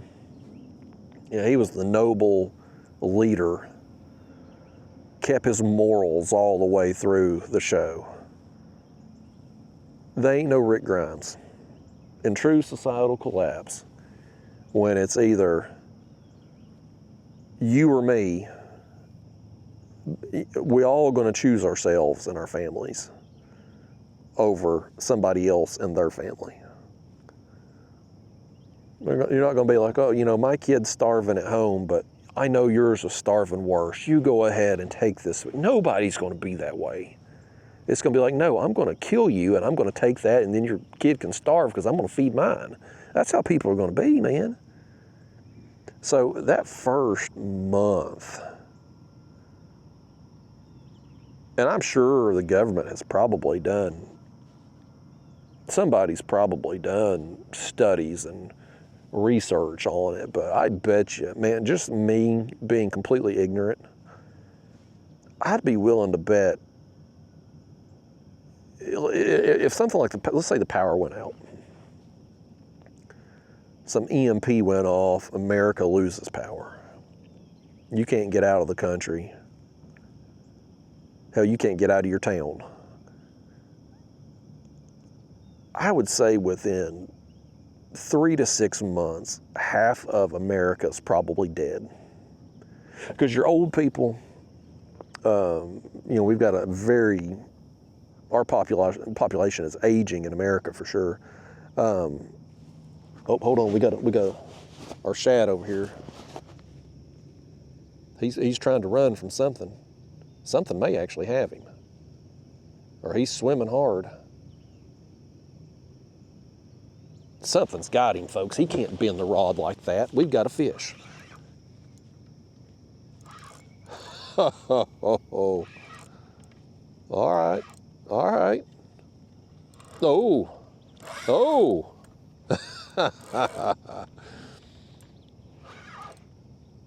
At first I thought that shad was just swimming hard from something. He probably was, but he got eat.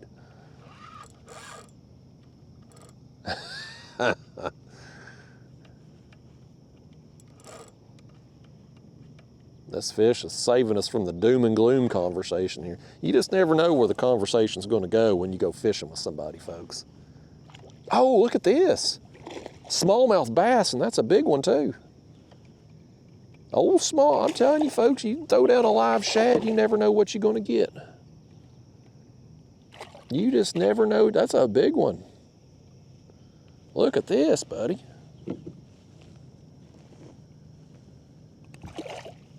Ooh, I about put that hook in my, I didn't realize he was hooked through the bottom lip. I about stuck my, that would have made for a bad day. Look at this, man. Get that hook out of him. Nice smallmouth. Look at that. Man. I don't have a measuring board with me. Well, you know what I do? This cooler behind me here has got a, well, it's only 15 inches though. He's well beyond that. Probably 18 inches or so. Let me, oh, here we are in the dang moral dilemma. You sit right there on the floor a second, smallmouth. Think about what you've done. We're going to jimmy rig something here, folks. Hold on. Hold on a minute. I wonder if I can,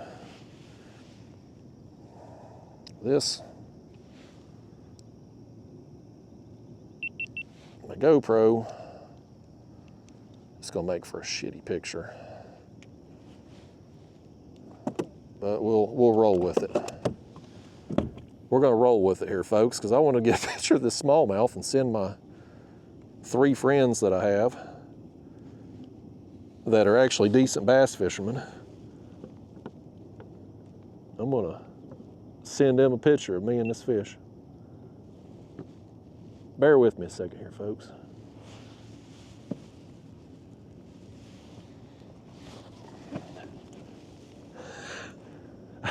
This is so stupid. Look at it. I've got that camera set up on the cooler.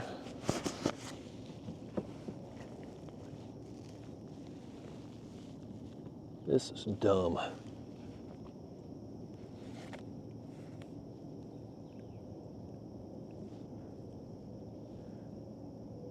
All right.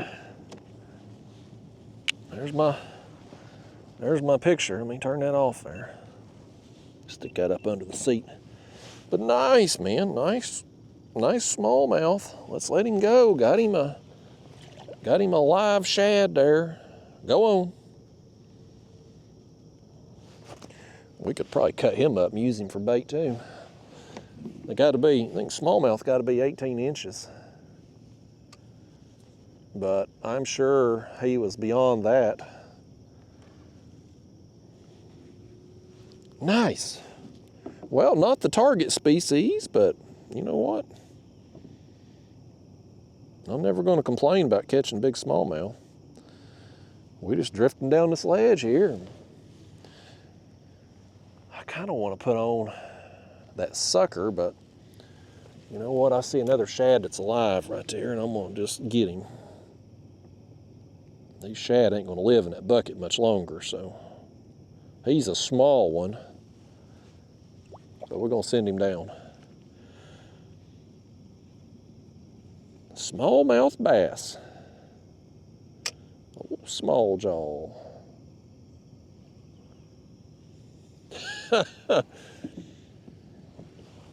Yeah, it was an interesting bite. It certainly didn't bite like a catfish, did it?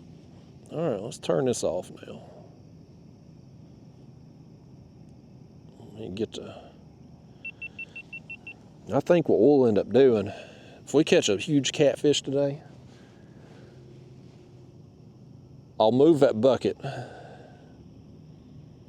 put the cooler up there, put the GoPro on the cooler, and then it'll be more like a normal picture. Or, depending on when it happens, if we don't have anything in that bucket at the time, I could flip that bucket upside down and set the GoPro there. Boy, I mean, if we get a big catfish and it starts flopping and that camera's just setting up there, it's liable to end up swimming. How about that though? Old small jaw. Smallmouth bass. You just never know, man. You never know what's going to bite a live shad. Everything eats them. But yeah, back to our doom and gloom conversation though, man. I think 3 to 6 months, if the power stayed out that long, grocery stores are empty, pharmacies are empty, people are fighting each other in the streets. You got no hospitals. I mean, sure, the hospitals would stay open for a little while, but they're going to get overrun and they're going to run out of medicine and supplies because they're not getting restocked either. Within 6 months, half the population is going to be dead. Your old people that need insulin, need their heart meds, those and the small children, the babies, they're going to be the first to go. Maybe not the babies, as mothers could breastfeed, but the old people for sure they're going to be gone because they're not going to be able to travel. A lot of them aren't going to be able to travel because, you know, health and mobility problems and stuff, and so you're going to lose them. Then you're going to have a lot of people that die from violence, either trying to get food and supplies or trying to protect their food and supplies. Then a lot of the people that survive that, they're going to die from infection, you know, taking wounds and stuff that they can't treat. So it's going to be and I think the crazy thing is, I think a lot of people are kind of like the Joker on Batman. He just wants to watch the world burn. I think a lot of people kind of especially these doomsday prepper people and stuff, like I think a lot of them kind of fantasize about that kind of thing. Like they want it to happen. I don't. I live a pretty good life. I want to keep it going. And I know, listen, a lot of yous out there may be watching this and you own hard times right now. Maybe you got a job you hate and finances are tough and stress and kids and family and health and all that. But let me tell you, it can get worse. Now, I talked about this in a video a long time ago. I'm going to bring it up again because it's kind of fitting for this conversation that we've somehow, how the hell we got on this, I don't know. But it's kind of relevant, but like I won't say poor, but like, you know, people in lower socioeconomic environments today, our poor people today, still live better than kings and queens did 200 years ago. I mean, seriously, you think back, kings and queens 200 years ago, they've got a big castle. They've got no electricity, no heat and air. They're eating good, you know, because they're kings and queens. They're not running low on food. They've got people hunting and preparing their foods for them, so they're eating fine. But they've got none of the comforts that we do. No heat and air units, no electricity. I'm sure they had medicines and potions and stuff back then, but let's be real, they didn't have real medicine. Nowadays, even if you're, somebody who's considered to be poor based on your income or whatever, and you're living in the projects, government-assisted housing, food stamps, all that, you're living better than the kings and queens did. Because you have a health problem, you just go to your local ER. They can't turn you away based on your income. You can get, if you fall and break your arm, you're going to get treatment. You can go to the ER. They're going to patch you up. They're going to give you some pain medicine. Like, you're going to get treatment. And kings and queens 200 years ago, if they fall off a horse, break an arm, I guess they just got liquored up. They had alcohol back then. I guess that's what they did. So, hell, you watch them documentaries and stuff on like the Civil War. It's like, hell, if they're out in the battlefield and they got to cut somebody's leg off, it's like, just bite this leather strap and deal with it. Give them some ether, I guess, and put over their face and knock them out. Like, that's how it used to be. That's how primitive. And it wasn't that long ago. We're talking 150 years ago, 200 years ago. So people in today, even people who are bad off by today's standards, comparatively speaking to royalty of 200 years ago, have got it pretty damn good. And I don't think people have put a lot of thought into how bad it can actually get for us if things go south here, if society truly collapsed. And I ain't trying to find out. So I somehow know we got on topic of, I think it was prices going up, inflation, and somehow I got to talking about investing into American business. So anyway, circling back to that, when I invest my money, I invest in America for sure, because I think it's the smartest people running American businesses. I think they'll figure it out.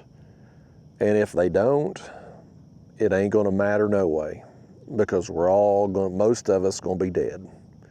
Everybody that watched the Walking Dead TV show, everybody thinks they're going to be Rick Grimes, the moral high horse, the leader. You're going to save everybody, and you're going to be the beacon of light in the darkest of times. In reality, most of us, myself included, and most of you all out there in internet land watching or listening to this, you know what you're going to be? You're going to be the zombie on Walking Dead, because you're going to be dead. You are going to be one of the Walking Dead. You're not going to be Rick Grimes, because most of the people ain't going to survive. You know what I mean? Like, it's just, in our minds, you're always the hero in your own mind. Everybody is. Well, I assume everybody, you should be. It's like if you're in school and the teacher says, grade your own test, give yourself a grade for your work today. It's an A+. Never screw yourself, ever. You always give yourself an A+. Take the win. Take the win whenever you can get it. So in your own mind, you should always be the hero of your own story. But in reality, there's very few heroes, folks. Most of us, there's one Rick Grimes and there's millions of zombies. Statistically speaking, what are you going to be? I'm probably going to be a zombie.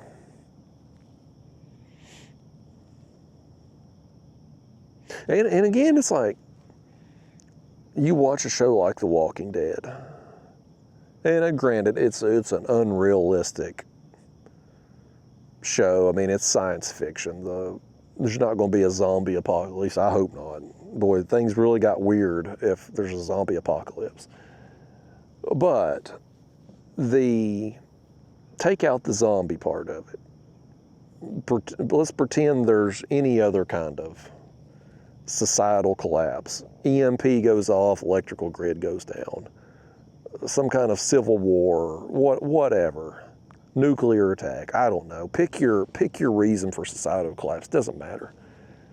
I think a lot of what we saw on the TV show The Walking Dead, as far as like people banding together, trying to survive, fighting other groups of people who had banded together and tried to survive, that I think there's probably some realistic truth to what we saw on that show, right? Like, I think that's probably how it would be in my mind. Like, that's probably how it would be. Like, you wouldn't, in a true survival situation, you don't want to be alone. Like, you're going to need somebody to stay awake while you sleep.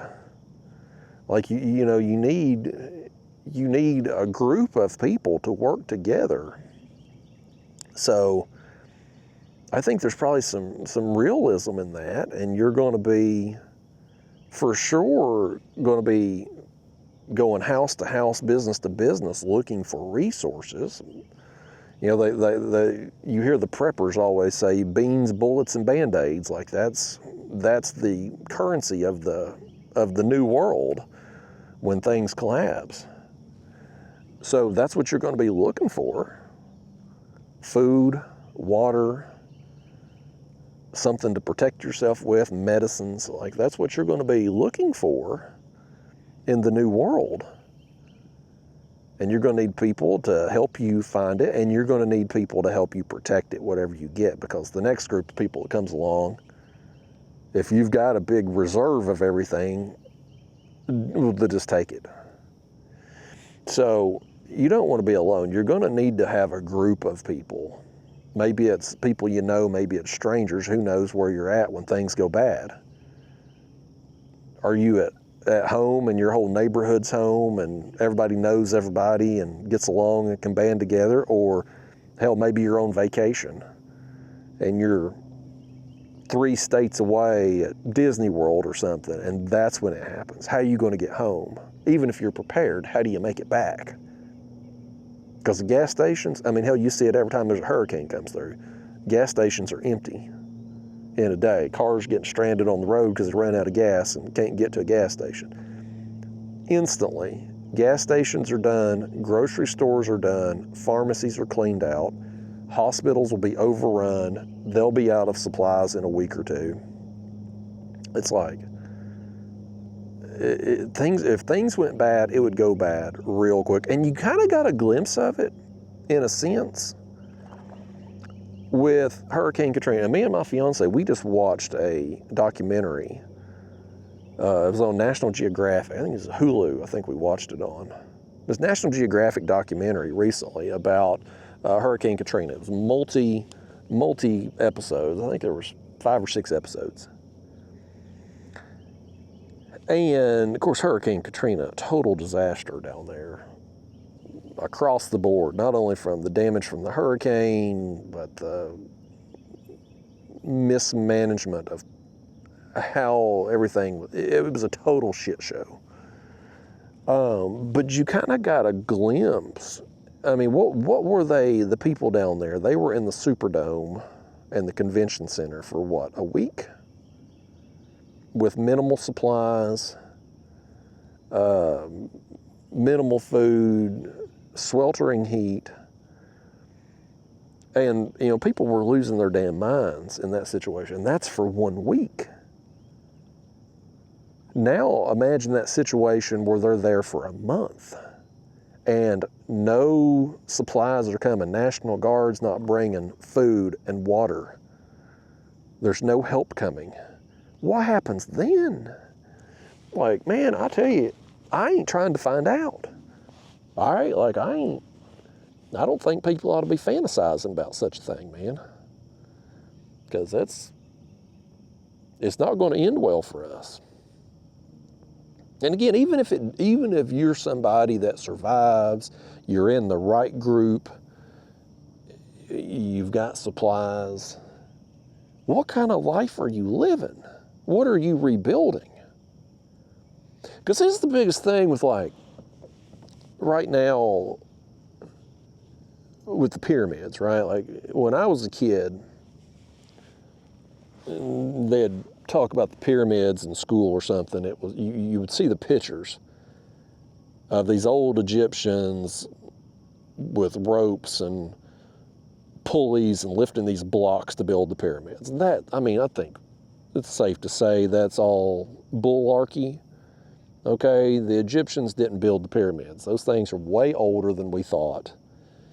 And now they're finding all this stuff with, like, LiDAR, where there's this massive structure beneath the pyramids that they think maybe now is some kind of old power source. Who knows? But, like, something happened back in the day. Let's just assume that mankind has been around for longer than we think it has. And just put yourself in a situation like, let's say, some natural disaster, Yellowstone blows up, right? The volcano under Yellowstone, it erupts, or we get hit by a big meteor and it knocks us back to the Stone Age. Power grid's out, climate's different. A lot of people just die, because of the whatever natural disaster has happened. It would take a long time to build back. Like, even the people who survived, like, I mean, I feel like I'm a fairly intelligent person. You, the individual out there watching or listening to this right now, you probably feel like you're a reasonably intelligent person. And me and you both are, for our respective place in life. But if it's me and you and a handful of other people in our community that survives, we make it, how are we all going to rebuild society? Do you know anything about electricity and getting power? I sure as hell don't. Do you know anything about pumping oil out of the ground and turning it into gasoline to run our vehicles? I sure as hell don't. I can work a garden. I can plant some seeds. I can come out and catch a fish. I might could help feed us. But I can't clothe us. I can't get electricity. I can't, I guess I could come out here and fetch a pail of water, boil it for some drinking water, but the things we have in society, electricity, internet, food distribution, all of this, like, I mean, I wouldn't know how to do any of that, and most of you all wouldn't either. It takes society as a whole to get to where we're at now. But if all of that stuff gets wiped out, some big natural disaster, and the population gets wiped out too, it would take a long time to reset. And we could certainly tell the stories of, imagine this. Go back in time. Those of you that are old enough, go back, I'm 43, so let's say we're back in 1988, 1990. Imagine, okay, here we go. Imagine this. Somebody's been in a coma since 1988, and they wake up, and your responsibility is to tell them what's different about the world now than when they got plunked on the head in 1988 and went into the coma. Imagine trying to explain to somebody what the internet is. I mean, it was from somebody from 1988, if you tried to explain to them how the internet works, cell phones, YouTube, they'd look at you cross-eyed like you're crazy. It wouldn't make no damn sense, right? And so now put yourself in a situation where some disasters happened, society's collapsed, and it's taking 100 years to, repopulate and get back to some form of society again.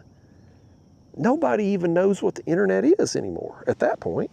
Maybe there's some stories been passed down through generations, but hell, you're 100 years removed from having internet.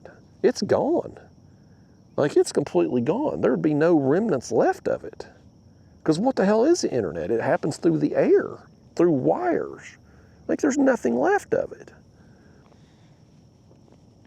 So who knows, where I was going with this, like, who knows, like, things, the pyramids, how they were built, what did they mean? Is there really some power source there under them?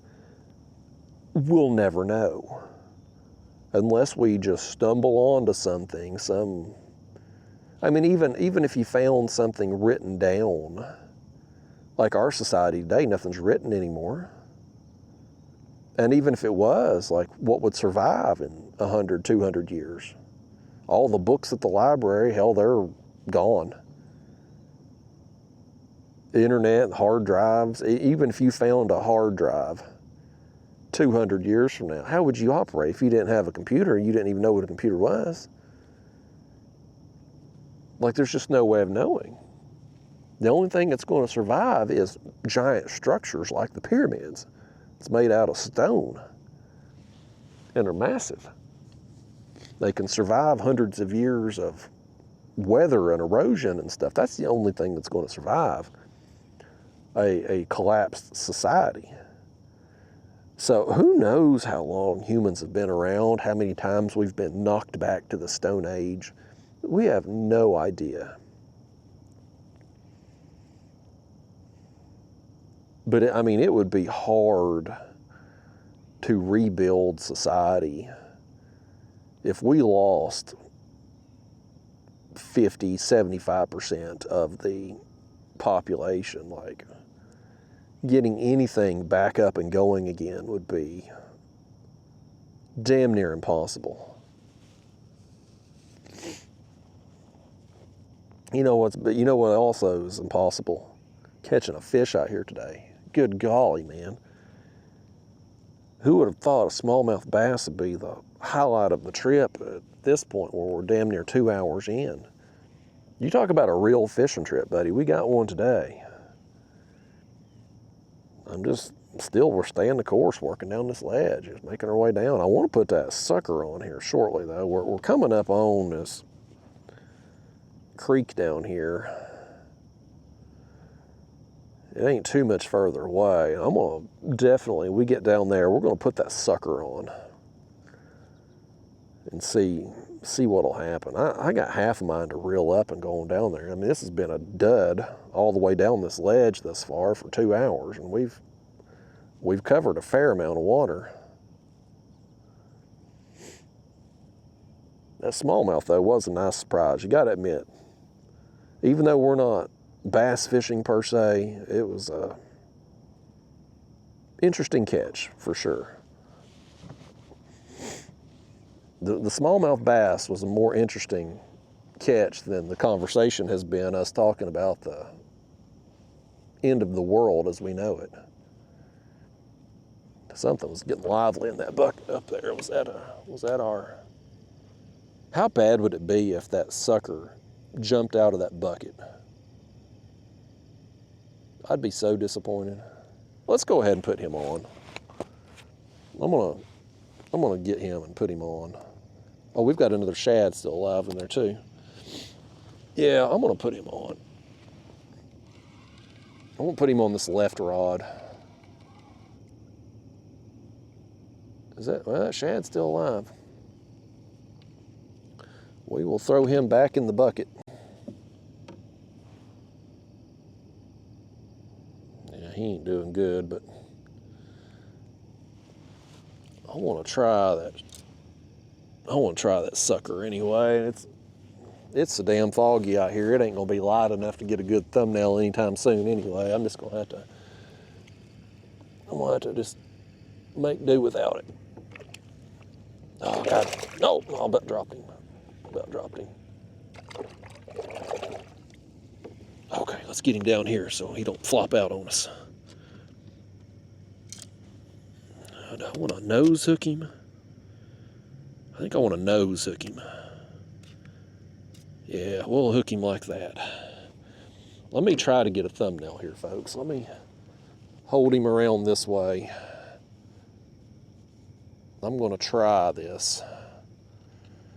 It's probably not light enough, but I've got to bear with me a second here.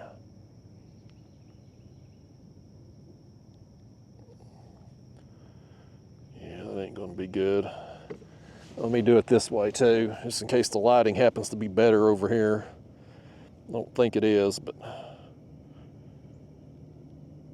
yeah, lighting's terrible. All right, down he goes. Go make us proud, sucker. I love them suckers like that, man. They make good baits, whether you got them live or you got them as cut bait. Catfish, absolutely love them.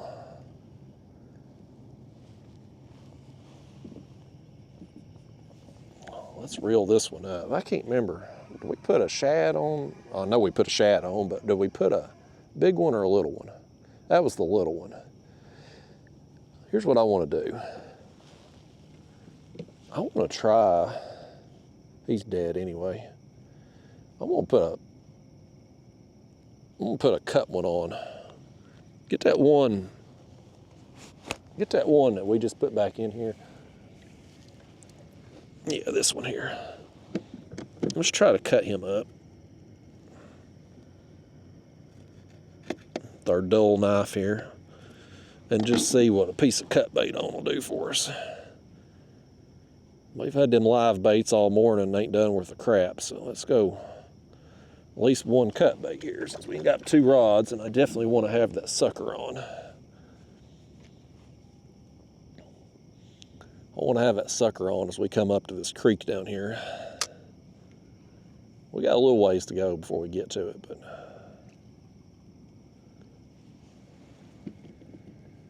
all right. We'll throw that out. I actually got bigger shad than that in the cooler right there. This towel's soaking wet. We had some pretty heavy rain at my house last night, and the wind blew a different direction than it normally blows. And when the wind blows from that particular direction, we usually get some bad storms. Anyway, this kayak got soaked. I had it under my lean-to on my shed, and everything in it got soaked, which don't hurt the kayak, but it did get my towel soaking wet. All right. Let's just keep making our way along here, folks. It's a little bit more exciting for me now that sucker's on, because boy, if he gets eaten, man, it's going to be a doozy. It actually wouldn't take a huge fish to eat him, but I've got so many big fish on suckers in the past. I don't know what it is about them compared to other baits, but they love them. I've caught big blues and big flatheads on suckers, and I don't get them often. Like, it's a total lucky catch for me. And I launched here in the back of this creek, and I said, it was early, it's still before dark, and it was real foggy. I was like, I'm gonna make a couple throws and just see if I can get us a few live baits. And sure enough, pulled up that damn sucker. I'm like, yes. It's not only a treat for the catfish to eat them, it's a treat for me to fish with them. I'm trying to think of top of my head if I ever used a sucker and not. I may be jinxing it right now. I'm trying to think if I ever not caught a fish while using a live sucker.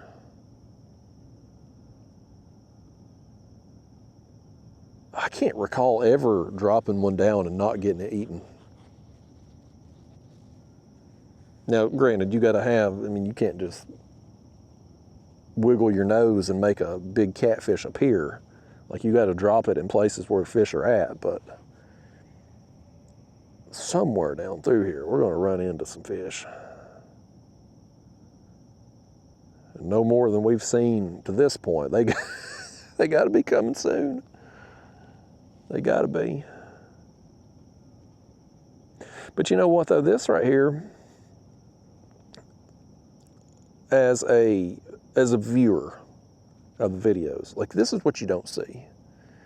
When you've got a edited video, like I can explain things, like I can say, and you'll hear me say it sometimes in my edited videos and be like, well, you know, first bite I've had in an hour, like it's been a long break, you know, blah, blah, blah, blah, blah, blah, blah. But as a viewer, I don't know that that really translates. Like, I don't know that it really comes across, because what you end up seeing is, yeah, I'm saying, oh, it's been an hour between bites or whatever I'm saying in the video, you know, but like it's been 2 seconds for actual video time since the last bite. Like you catch fish, hold it up, blah, blah, blah, and then next rod goes down. Well, guys, it's been an hour. But for your eyes are saying, well, it's not been an hour, it's been 3 seconds. And so I don't know how well it comes across on days where I'm struggling like I am today. And I think because of that, I think people will oftentimes get a false sense of reality, and I think it can be detrimental to people who are new to the sport, because they watch these videos to learn how to do this, and they go out and they see, you know, they watch me and other YouTubers, you know, that puts out a 20-30 minute video, and they go out and expect to just catch fish after fish after fish too. And then they don't, and they get discouraged, and then they quit and they stop. They don't want to fish. It's not fun because it ain't like what they've seen. And so I think that can be a detriment to growing the sport. And listen, don't get me wrong, you're gonna have days where it is a lights out bite. Like you're catching a bunch of fish, the rods are going down nonstop. Like that is going to happen. You are going to find yourself in the right place at the right time and have phenomenal days of fishing. It will happen, but it doesn't happen every day. You know, I put out 100+ videos a year on this channel. The really just phenomenal lights out days, that's 3 to 5 days a year. You know, like that's a small percentage of the videos are days where everything just goes right. You know, like that's one extreme. Like you're gonna have the extremes. Like you're gonna have the really good days, and you're also gonna have some really bad days where you don't catch fish and you break stuff and things just go wrong, right? Like you're gonna have a few days of both of those extremes.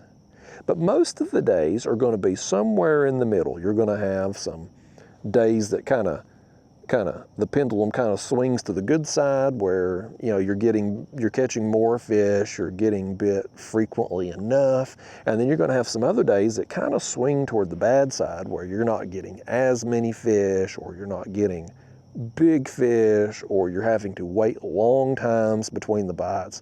Like those make up those kind of days make up the bulk of the trips throughout the year. But all you're seeing on YouTube, even on days like, you take a day like today, right? Let's say we end up with 5 or 6 fish throughout the morning here. If I took those clips and edited it down along with an intro and a closing segment and talking about bait and rigs and whatever, hell, that's a video that's 15, 30 minutes long when it's said and done. And if you just saw that, you'd be like, man, Justin had a damn good day. He caught 5 or 6 fish and big smallmouth and, you know, who knows what else we catch down through here. But what you wouldn't see is this, where the first 2 hours of our morning here, we've got 3 bites coming down through here after covering all of this water. You know, and it's hard to convey that, even in an edited video where I say, like, yeah, it's been a long morning out here. It's been an hour between bites. That's just words. It's words, you know, and to somebody who's watching and kind of half paying attention maybe, all they see is the catches. And then when they hit the water, they expect those catches and they don't get it. And it's like, how many times can you go out and you're trying something new? How many times can you go out and not have success at it and stay interested? Now, it's going to vary per person and how bad you want it and how much you're into it. But a casual lay person, you're going to try it 1 or 2 times and you're like, ah, this sucks. You know, like that's, so I think it's important. One, if you're taking somebody fishing, I think you need to set them up for success. Go out when you know there's a good bite going on. Take them ultralight fishing, bluegill fishing or something, you know, different species where they're going to get a lot of bites, a lot of action. That can be helpful. And then slowly break them into other species of fish where you may have long periods of time between bites. But you can't take a kid out or your wife or girlfriend out on their first fishing trip and expect them to be engaged for 6 or 8 hours when you only catch a couple fish. Like that's a big ask for them to do that. You got to get some small victories and build them up. And when you're new and you're learning through videos, and all you're seeing is people, every single YouTuber just going out and catching one fish after another, like I don't think it's good. You know, because I mean, I've had a lot of conversations with people that I've met through the years doing this YouTube crap that have recognized me from videos. And they're like, man, Justin, you make it look so easy. You know, I went out and I tried it and I just don't catch anything, or, you know, I just blah, blah, blah, blah, blah. And part of me wonders is like, obviously there's the good part of YouTube. I mean, it does, if you truly want to learn anything, we're talking catfishing now, but like literally anything in the world you can learn on the internet and YouTube, right? Like it's shortened the learning curve for literally everything. I mean, when I was starting out catfishing, this was pre-YouTube. We had internet, because I was in my 20s when I started catfishing. So, I mean, there was internet, but it was internet forums. You could ask a question and get some answers, but everything I learned catfishing was trial and error. You go out, you try something, you fail. You go out the next trip, you try something, you fail.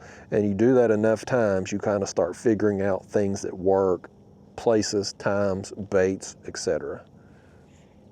Nowadays, with YouTube, internet, man, you can learn anything in a very short amount of time. Like, so one of the perks of YouTube is that it has greatly shortened the learning curve. You can avoid a lot of the trial and error that used to be mandatory to be able to learn a skill. You can bypass all of that. So that's one of the really good things from YouTube particularly, because you can actually, you know, me, I'm a visual learner. You can tell me stuff, but for me, it really helps for me to see something in action, to see how something's done. Like I'm more of a visual learner, and I think most people are. I think most people learn better by seeing and doing stuff than listening or reading about it. So that's the good thing about the internet. But the bad thing about it is that while all of this information is available, it's curated information, and there's ego involved. I mean, a lot of YouTubers out there want you to believe that they are the best and most knowledgeable at whatever their particular genre of videos they're making is. But just us using fishing as an example, a lot of these YouTubers, oh, our cut bait he's got it. Look at our cut bait rod. Look at it go down. I'm gonna jerk that rod right there. We got him, man. Now he's going. He's gonna run too. He's gonna tow us downriver a little bit here. This fish says, Justin, there's more fish down here at the creek mouth. Let me just take you down there. He ate that piece of shad, the head. It's like I knew when that rod started going down, it wasn't the shad swimming, because the shad can't swim no more. We cut his tail off. That was a nice slow takedown too. Those are always more exciting. He ain't gonna be a very big fish, but I think he's gonna be the biggest one thus far. Yeah. Oh, there's another one with him, look. It's happened again. Let me get him back up here, you see? That one's the bigger one there that we've got on. He followed him all the way up. That's twice now that's happened. I don't see him now. I think he's gone now. I'll be damned, folks. That's twice now today. We know these fish are schooled up down there. If we can just give them to eat, maybe we need to put on some more cut bait. Maybe that's our problem. Maybe we've been using the live bait this morning. Maybe cut bait would have been better for us. I'm still leaving that live sucker on. He's on for the duration of the trip. But we'll put the cut bait on this rod. No, I'm gonna have to use a net on you.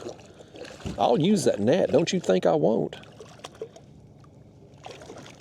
You gotta be careful when they thrash like that and you've got this 15-pound line. That's when you're at risk of snapping it. I'm just gonna net him. He's gonna get me sopping wet if I don't. The old fish. All right, get up in here. Act like somebody. Yeah, I think he's probably comparable, maybe a smidge bigger than the other cat. Not nothing to write home about, certainly, but a welcome sight with us having such a slow morning out here to this point. Where did he get hooked at? Oh, he got hooked kind of deep. I think I can get it, but if I can't, I'm not going to try too hard because no, he's swallowed it a little too deep, I think. Well, it's questionable. If he would just hold his mouth open like that, I could probably get it. I hate to cut a hook off in a fish, but I also don't want to chance it and end up killing him either, because I ripped it out of there. So we'll just cut that line and hope for the best for him. Sorry, buddy. You had a really bad day, didn't you? He did. Get on out of here. One thing, though, about the smaller hooks, is the fact that it at least is a smaller hook. So, you know, it's going to be easier on them than, you know, a big 10-aught size that I normally use. Did y'all get water all over? You didn't. Okay, good. Let's grab another hook out of here. I've got them in my pocket here. Oh, our sucker's going down. Oh, he was swimming from something. Something's after him right here. Something's after him, man. He's trying to get away. Oh, something's got him. Something's got him. Oh, buddy, something's got him. There goes our sucker. Oh, he got eat. I knew something was after him when he was running around, buddy. He was at, oh, no. Oh, did you see that? The fish come up. The fish chased him up just then. It was a blue cat that chased him up. It wasn't a very big blue cat. That hook is, we got foul hooked. Let's hook him. Let's hook him through the back. This hook's a little too small for this bait. Let's get them scales away. He let him go. I'm glad he did in a way, because that wasn't a very big fish. That wasn't a very big fish that had him. It was a blue cat. Unless it was a different fish that chased him up, possibly. Wow. That'll get the heart thumping, buddy. That'll do it. All right, man. Where is he going? Is he swimming off? Something's got him. I'm like, man, our line's going this way. Something's eat that thing on the way down.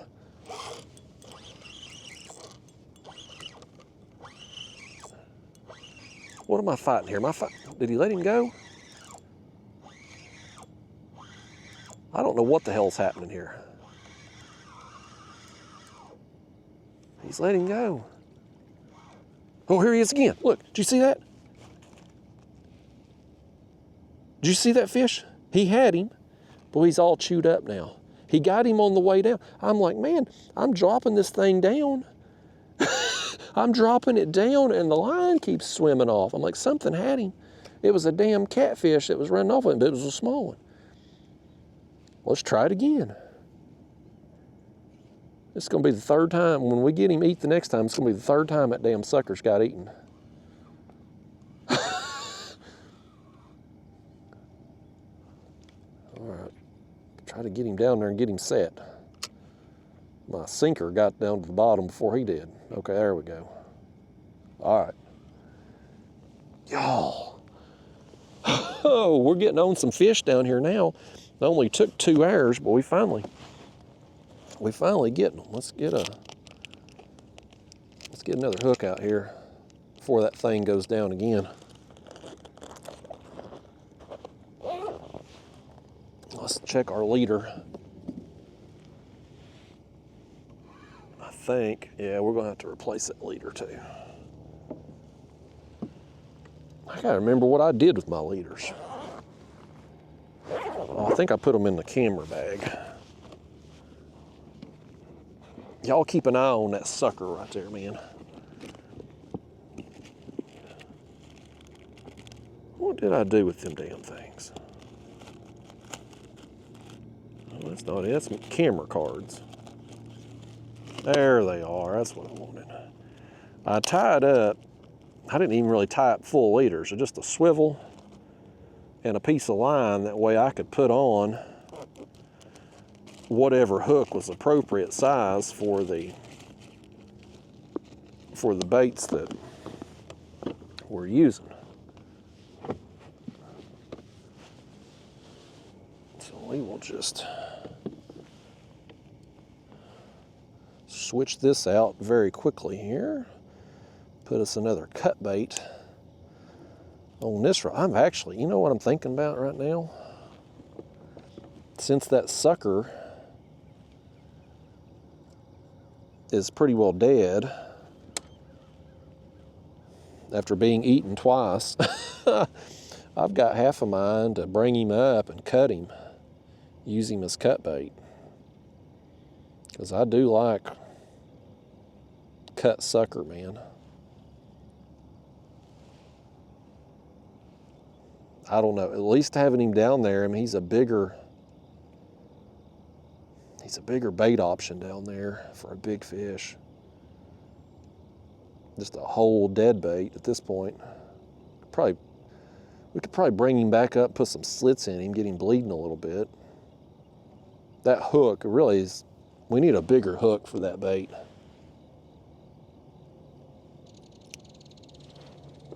I come out here today, you know, expecting to use shad, either the shad that I had with me in the cooler or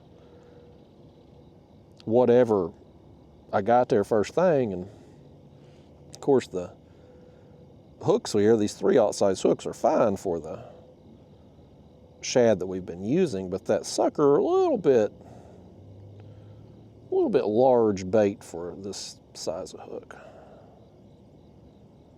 But both of the fish that got him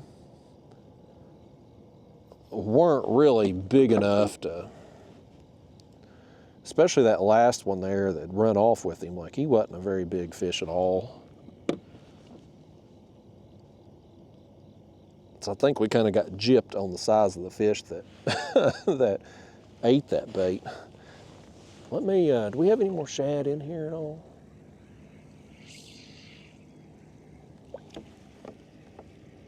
I don't know that we do. Let me turn this thing off and pour some of the water out there.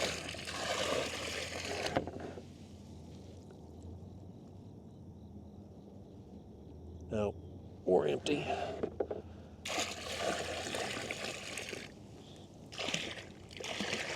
Okay. Well, let's put this up here now. All right, get rid of that. All right, well, let's get in our cooler.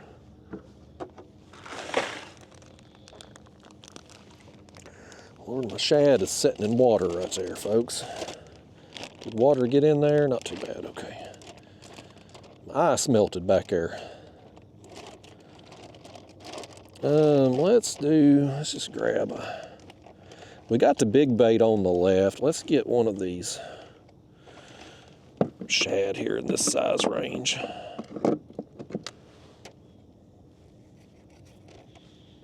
All right. Yeah, we'll do a big bait, small bait. I may let you all talk me into cutting up that sucker too. I don't know. Drop this down. We're getting down here now, though. We're a couple hundred yards above this creek, and I want to make sure we have 2 lines in the water as we drift by it. All right, let me dump this cooler water out of here anyway. Una momenta here, folks.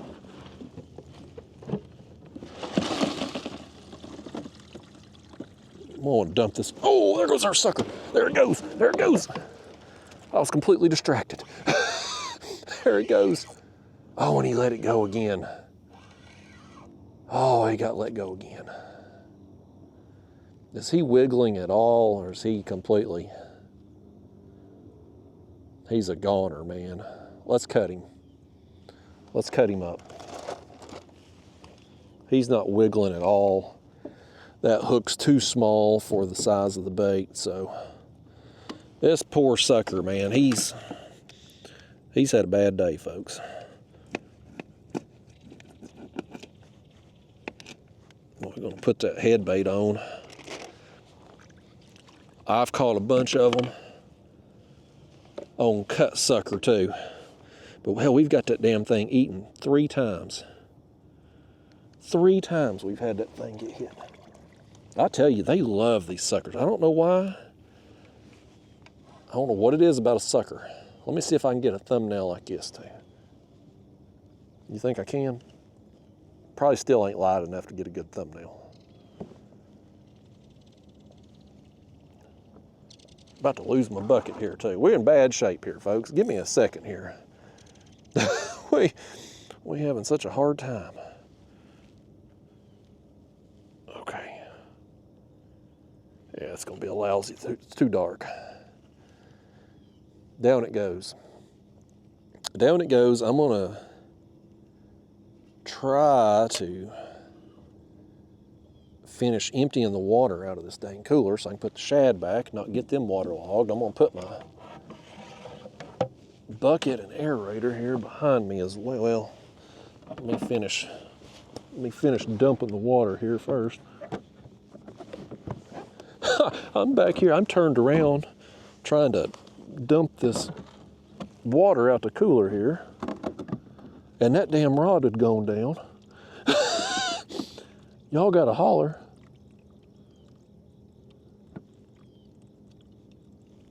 Okay, it just drains down the scuppers there. Boy, things got exciting. Took a couple hours, but things got exciting. Okay, now put the rest of that sucker in them shad back in the cooler.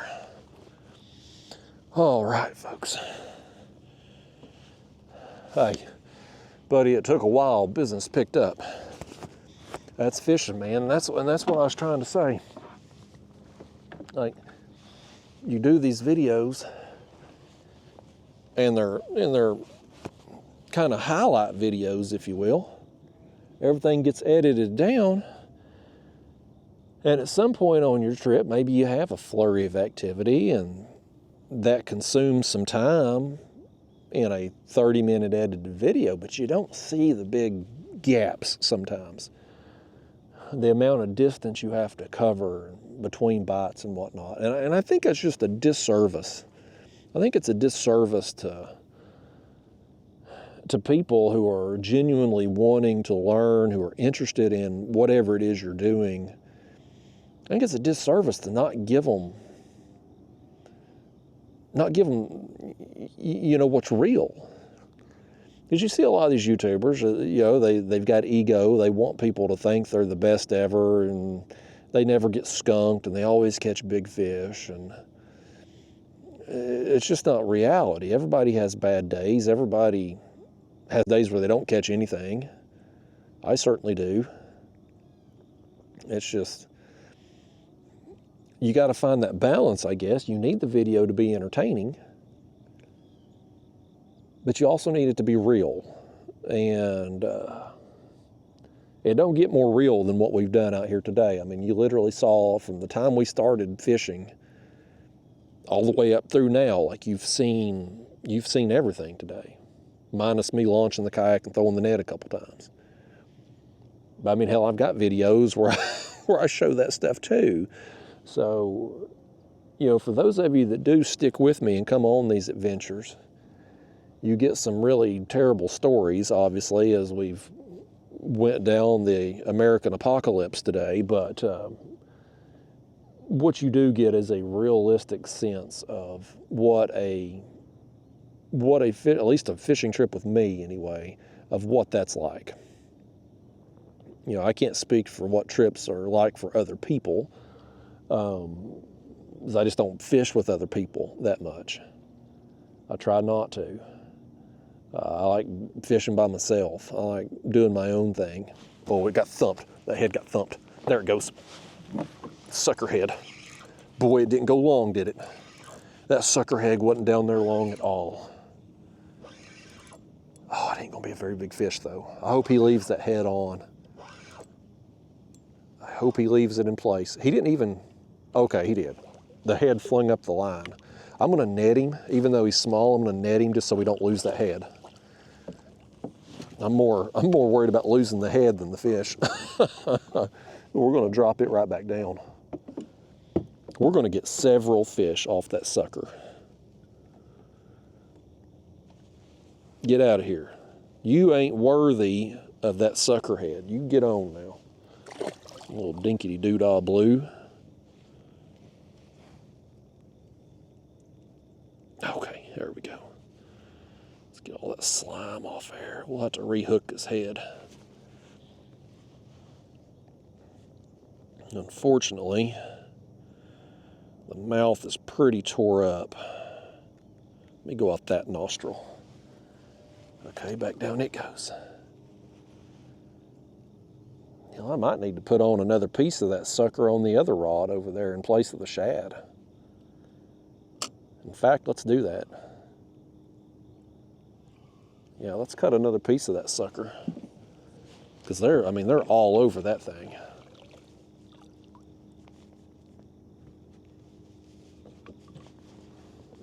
And I ain't found a bad piece of the sucker to use either. Like, they'll eat any part of it. And it's, at this point, I mean, it is the freshest bait that we have too. Like the shad, I mean, I just got them yesterday, so like they're good. But this sucker, man, it's super fresh. I don't want to use too small of pieces, but I don't want to use too big of pieces either, because I mean, I want to get I want to get several fish out of this thing if we can.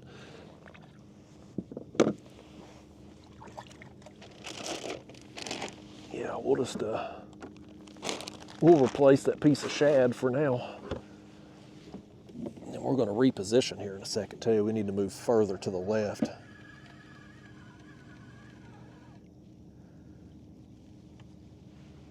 Get over here closer to that ledge. We're down to 28 feet now, so we're dropping off a little bit in depth.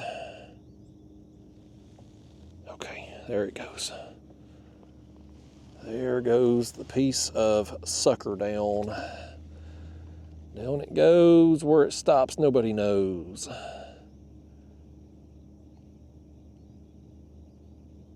Yeah, business picked up. Took 2 hours. Minus the excitement. Oh, I got hit right then. I got hit right then. Wasn't it hit bottom? Oh, I got hit and he come free.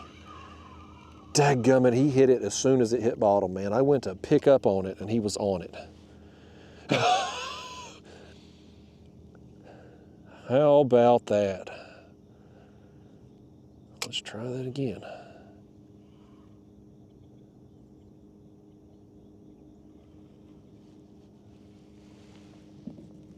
All right, y'all. Hold on to your drawers, buddy. We had a fish right there under us. I am going to still just try to move us over just a little bit closer to this ledge here. We got this creek right down here. Definitely more activity near this creek, for sure, than what we had, because I made a long pedal up. I tried going all the way up there to the bridge first thing. There was a big splash too right there in front of me. I went all the way up there to the bridge there first thing. You just couldn't see it because of the fog this morning. It's so heavy, it's so thick. But it's finally starting to burn off a little bit now. Yeah, this is going to turn into a good day right here, folks. I can feel it down in my bones, down in my joints, man. This is like a, you know, like them old people, when the weather moves through and it flares up their arthritis, like I can feel it. We're about to have us a good day. But yeah, I hope. Oh, I got my shirt dirty too, look at that. Fiance's gonna be upset with me. She got me these new shirts here. This is a Hook, H-U-K. These are very expensive fishing shirts, but she gets them for like $5. She goes to the store called Hammers. It's like a discount clothing store, and they get a bunch of name brand stuff that's just marked down for some unknown reason. And so every time she goes into that store, she finds me some of these Hook shirts. And I like them. They're very comfortable shirts. She got me 2 more the other day, like $5 each. And what they do, what's so stupid, on the tag, like on the back of the shirt there, it'll be the Hook brand will be marked out. But like on the shirt itself, like there, I don't know if I can see that there on the camera. I can't see. What's the camera turn on? There it is. Like the Hook thing right there, like it's still normal. But like on the back of the tag there behind you, it'll be marked out. But the shirt's fine. Like it's a perfectly good shirt. There's nothing wrong with it. But it's discounted. It's like $5. And these are like, I mean, they're, some of them $50 shirts. Crazy. But yeah, she got me. This is a brand new shirt. It's the first time I wore it. I already got the dang thing all stained up. The one bad thing about this material is it does stain very easily. But hell, for $5, it don't matter. And I only wear these things fishing anyway. I try to hide from the sun best I can. You know, I wear long sleeves and pants most days. And I ain't trying to get the skin cancer, but I also ain't trying to wear sunscreen all the time either. I'd rather wear clothes that cover me up and hide me from the sun than put on sunscreen, because one, I don't like wearing sunscreen. I don't like being on my hands and then handling catfish bait and stuff. And the other thing too, I don't like putting that stuff on me because you can't pronounce a single word in the ingredient list. Like, call me a conspiracy theorist, but I don't think it's too far a stretch to wonder why, as people started using sunscreen more, that the incidence of skin cancer has gone up too. It's like you would think if sunscreen helps prevent skin cancer, then as more people use sunscreen, as the chart, if you could put it on a chart, as more people use sunscreen, then the incidence of skin cancer should go down. But that ain't how it goes. They're in perfect alignment with each other. So, you know, I find that, oh, we got a fish on that chunk. There goes the chunk. Oh, better fish, better fish. Boy, he nailed it and took off, didn't he? Oh, buddy. That chunk wasn't down there long. Oh, I hope it stays on there too. I hope he gives it back. We'll get another fish on it. We're right here above this creek. This is a better one. Oh, I love it. I love these takedowns on the lighter tackle rods. These are just medium heavy. They're medium heavy, which I know you say lighter tackle, but they're much lighter action than the gear I normally use. But they're like an inshore ugly stick. Boy, he's down there and just staying down there. He ain't really running, he's just staying down. But much lighter tackle than I normally use, and you see it. These rods go down and just get buried. It's gonna kill me the day we hook into a beast and we break off because of this gear, but in the meantime, I'm having a lot of fun with it.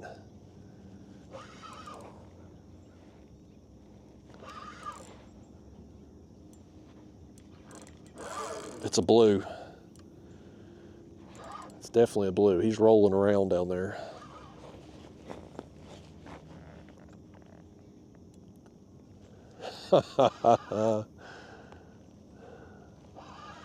Oh, that's so much fun.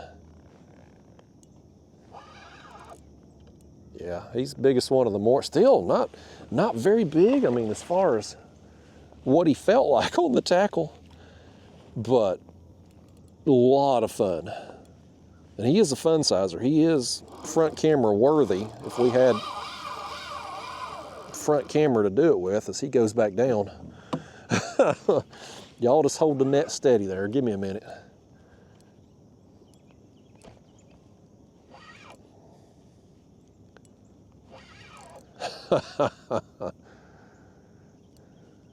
My fear with putting the camera up there on that bucket on the front hatch is if the other rod gets hit and the kayak gets knocked over a little bit, that camera's gonna be the first thing that goes, because ain't nothing holding it. I can't believe y'all didn't put the camera mount in here. I don't know what you was thinking. You wasn't thinking at all. That's the problem. Yeah, that's a solid fun sizer. Oh boy, he ain't done. he ain't ready. He ain't ready yet.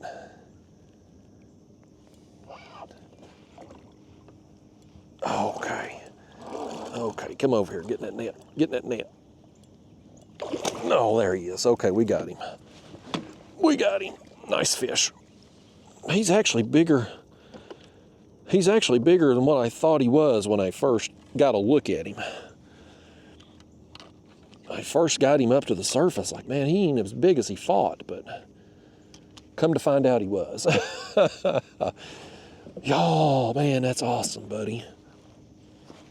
That's awesome right there. Oh, look at how he's hooked. Barely hooked right there.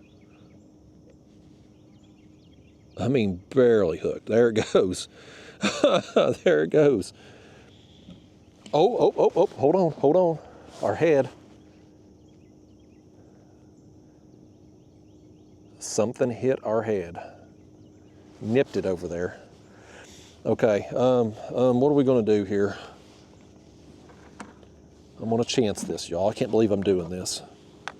This is gonna bite me so bad. Y'all hang on to this bucket up there, okay? I mean, hang on to this bucket with everything you've got when I set this camera up there. Hold on, let me get this part. Y'all, this is awesome. Okay. That's actually a pretty good height. That's actually a pretty good height for that camera there, all things considered. Fish, when I hold you up, you need to be calm, okay? Indoor behavior. We got an unsteady camera. There it is, man. Solid fun sizer. This took a couple hours, but we're getting on them now. All right, get out of here before you flop and send that camera flying. Oh, y'all. I'll fist pump it, buddy. All right, let's get this camera set back here. We improvising, man. We just making it work. DIY camera mount there on the bucket, buddy. You get a little PVC, some zip ties, and a 5-gallon bucket. There ain't nothing you can't do, buddy. Okay. Let's set that back. Now let's grab another piece of that sucker out of there. Yeah, sucker just got our biggest fish of the day right here above this creek. We ain't even got to the damn creek mouth yet. Let's try to get 2 more baits out of this. The tail would be my least favorite part of this, but you know what we're gonna do? We're gonna use it because definitely the best bait out of all the other baits in that bag is just shad. Which, don't get me wrong, shad's a good bait. And we'll probably catch some fish on it when we're done with this sucker, but sucker's definitely the premium bait, especially when we're right here on some fish.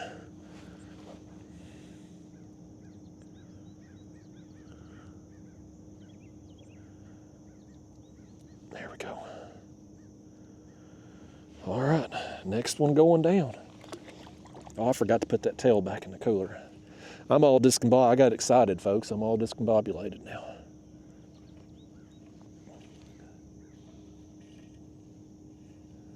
I mean, we had to go through some adversity first thing, didn't we? Well, we went through a little adversity. Couple hours. Got almost as many smallmouth bass as we did catfish. But now, it's paying off in the end. Got us a nice one right there. Very, very good fight. Yeah, buddy. All right.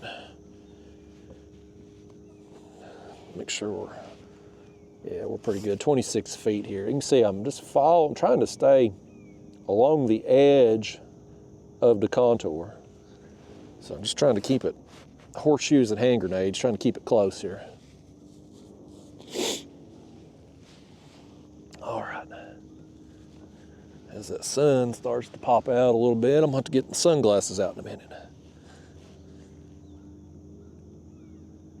But yeah, finishing up on the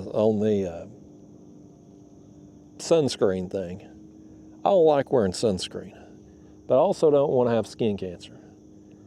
So conspiracy theorist in me thinks that maybe some of them chemicals that are in the sunscreen as maybe having something to do with all the cases of skin cancer.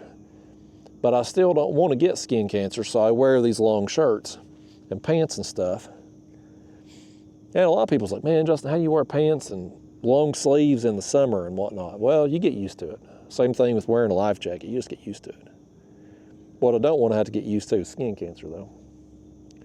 I actually just went to a dermatologist the other day. I had a yearly appointment there where you basically strip down, and this hot-ass nurse practitioner just kind of looks you over, make sure you ain't got no spots or anything, which, you know I don't, but sometimes like, you can't see the top of your head and behind your ears and things like that. You know, you can't really get a good look. So it's good, you know, once a year just go in and have an exam, but it's still, you know, you strip down, you go into this office and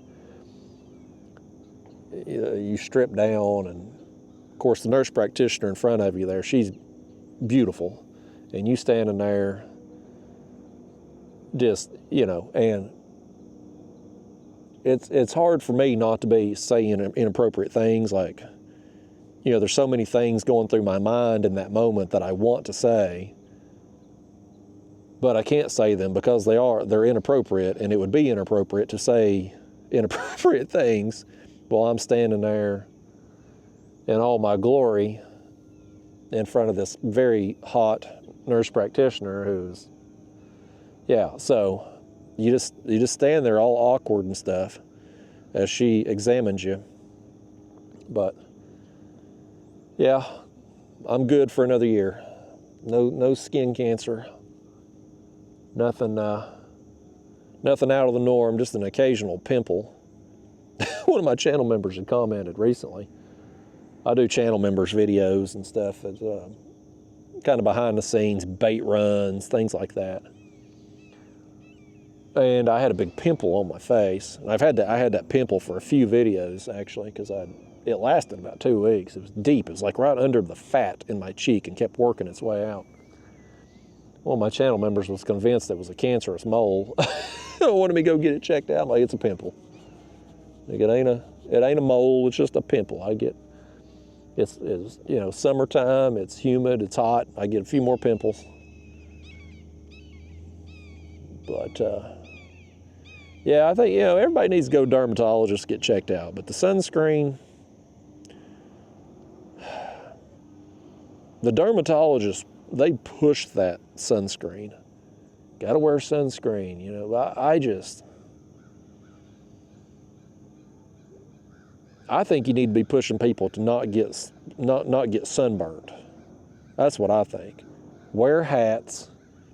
Wear a buff on your face if you're out on the water. Wear long sleeves and pants. Don't get sunburnt is what you ought to be pushing. Not, let's put a bunch of chemicals all over your body that you can't even say the words to, you can't even pronounce. Like, because, you know, I mean, you look back, if you watch old Westerns, like when I was a kid growing up, I had to watch Westerns because my dad, he liked Westerns. So I got stuck watching a bunch of that crap. Roy Rogers and The Lone Ranger, Tonto, those type of shows. Do you ever notice anything about them old cowboy shows? They're out there in the scorching heat, out on the prairie, and they're all wearing long sleeves, pants, long sleeves. They've got bandanas around their neck and faces and stuff. They got, you know, cowboy hat, which gives them some shade. And you know what you didn't have back in those days? You didn't have big incidences of skin cancer. 2 + 2, folks. You know, again, you get called a conspiracy theorist if you think maybe sunscreen has something to do with the rise in skin cancer, but I just can't ignore the correlation. More people use sunscreen, more incidence of skin cancer. I mean, you plot them out on the graph. They're both going up at the same time. So it ain't for me. I wear it sometimes.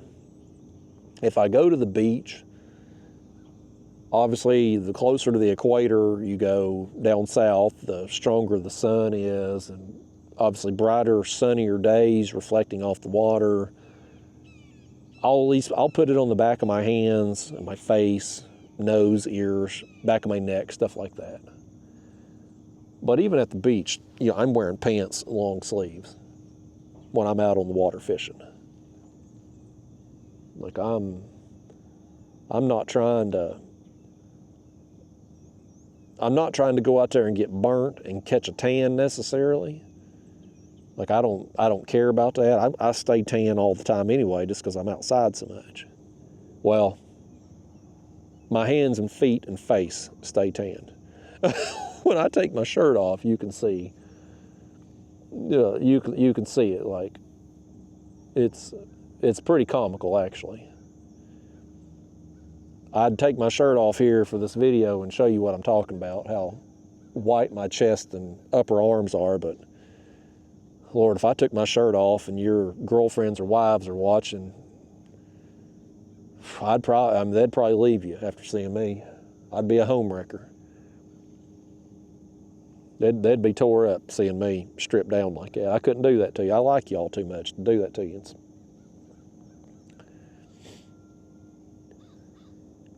What is that coming right out here? What is this? Well, boy, that was a big splash over there. I caught it out of the corner of my eye. I caught the corner of my eye right here. Oh, buddy, look at that. I saw that going down out of the corner of my eye, so I turned back around, and it is going down. Another one on that sucker chunk, man. That piece of the sucker.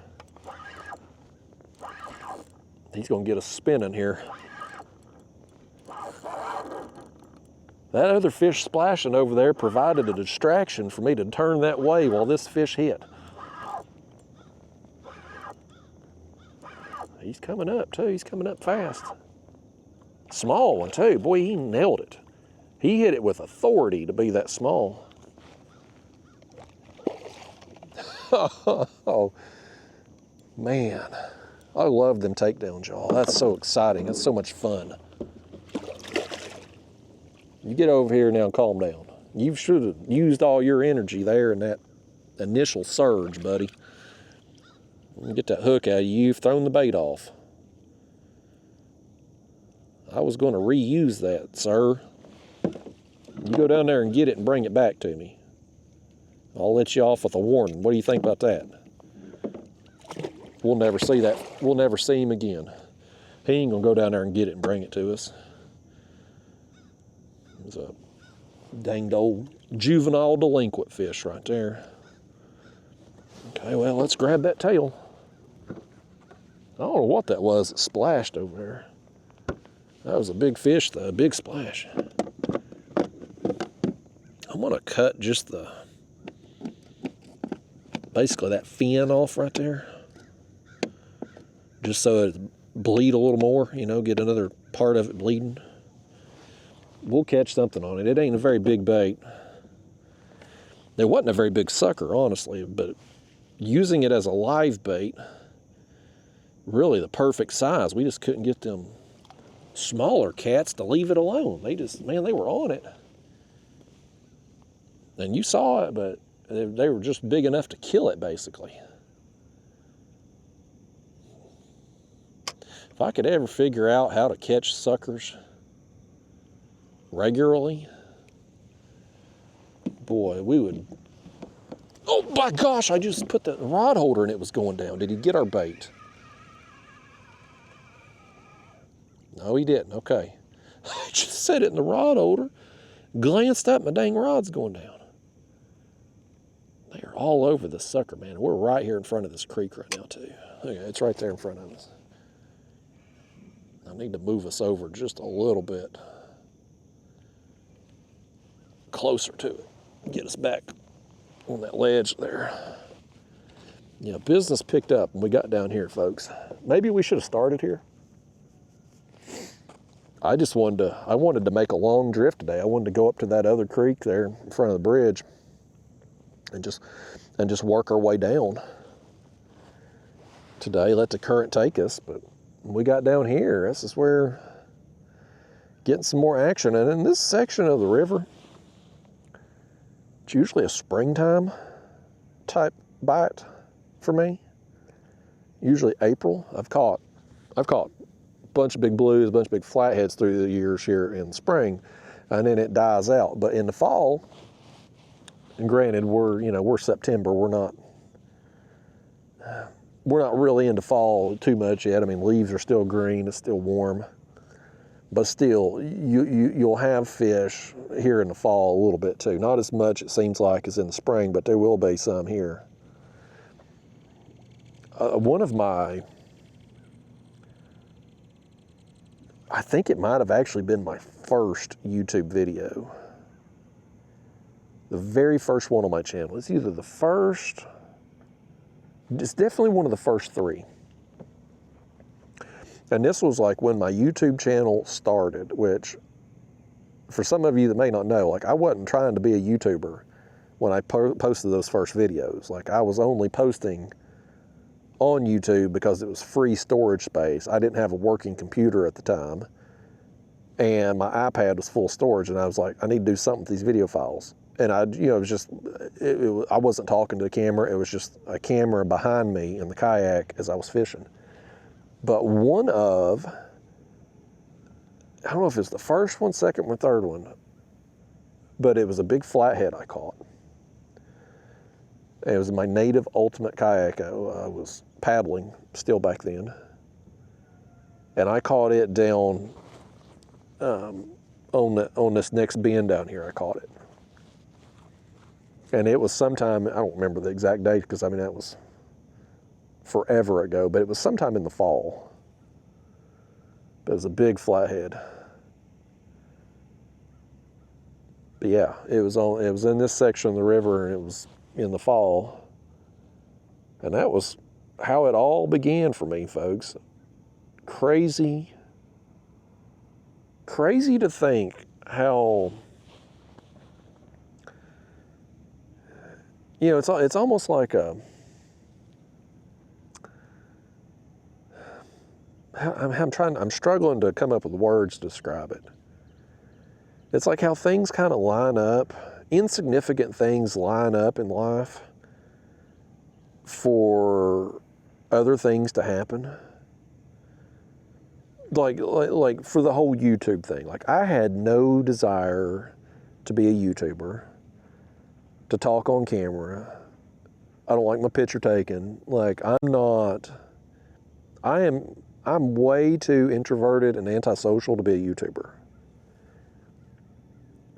But yet here I am. And it happened because I got that video camera as a birthday present. Totally random. And I'm like, okay, well, I'll probably use this thing. So I just take it out on the water. I'm not talking to it. I'm just filming while I fish. My SD card in the camera runs out of storage. I'm able to put some of the stuff on my iPad, but I don't have a working computer at the time. Oh, here we go. It got nipped. Just a nip. But, so I don't have a working computer, and this was like before the days of the cloud and all that, I guess. Maybe there was, and I didn't know about it, but I'm like, well, what should I do with these video files where I caught some of these big fish? Like, what should I do with it? And I was like, man, I could put that on YouTube. That's like free storage. I didn't think anybody'd watch. Well, by gosh, they did. They watched, and they started asking questions like, how do you fish for catfish? How do you rig your kayak? What baits do you use? What techniques? Blah, blah, blah, blah, blah. And it was a lot of the same questions over and over and over again. And so then I was like, well, maybe I should do a video where I answer all those questions at once so I don't have to keep typing out answers and stuff. So I did that. And then I was like, well, who the hell is going to watch a video of me explaining how to do stuff? They don't know me. I have no credibility. So I better post a few more videos where I'm actually catching some fish to to give the how-to video some credibility. So I did that. And then as I did it more, people started asking for more, wanted more videos. I started getting more views, more subscribers, and it just started growing and growing and growing. And, you know, it's hard to believe when you look back on it, like, man, if I never got that camera for a birthday present, if my computer hadn't been broken and I could have just put those video files on the computer instead of needing to store them somewhere like YouTube, if anything, if either one of those small, insignificant things, if either one of them don't happen, I'm not sitting here today on YouTube doing this for a job. Like, it's just crazy how things worked out. It's just, you see that kind of things happens. Like, you know, like these, it's like a pebble at the top of a mountain. And it moves and starts rolling and rolling and rolling, and that causes more things to happen. And then by the time you get to the bottom of the mountain, it's a whole avalanche. But it started with just one little crack in the ice at the top of the mountain. And that's how it's been for me on YouTube. It's like, if any one of those things don't happen, like, I had no desire to be I was never trying to be a YouTuber. Even the first couple of years of posting videos, I wasn't trying to be no YouTuber. It wasn't until it really took off, I was like, maybe there's something to this. And then COVID hits, 2020. And of course, my regular job, I was a nurse, I was RN. I worked ER, I was doing travel contracts. And the job sucked then. I mean, working ER always sucked. I mean, it was fun at times, don't get me wrong, a lot of adrenaline stuff. But, you know, the overall working environment, it's long hours on your feet, a thankless job, cussed out every night. You know, it's not the glamorous job. But nevertheless, COVID hits. And in the very beginning, when COVID first started getting going, nobody knew what we were dealing with at the time. Like, it was just it was mostly just fear-mongering on TV, but nobody really knew how bad it was going to be. And so, like, we're going into the ER, working every night, and it's like, am I going to catch something that's going to kill me tonight?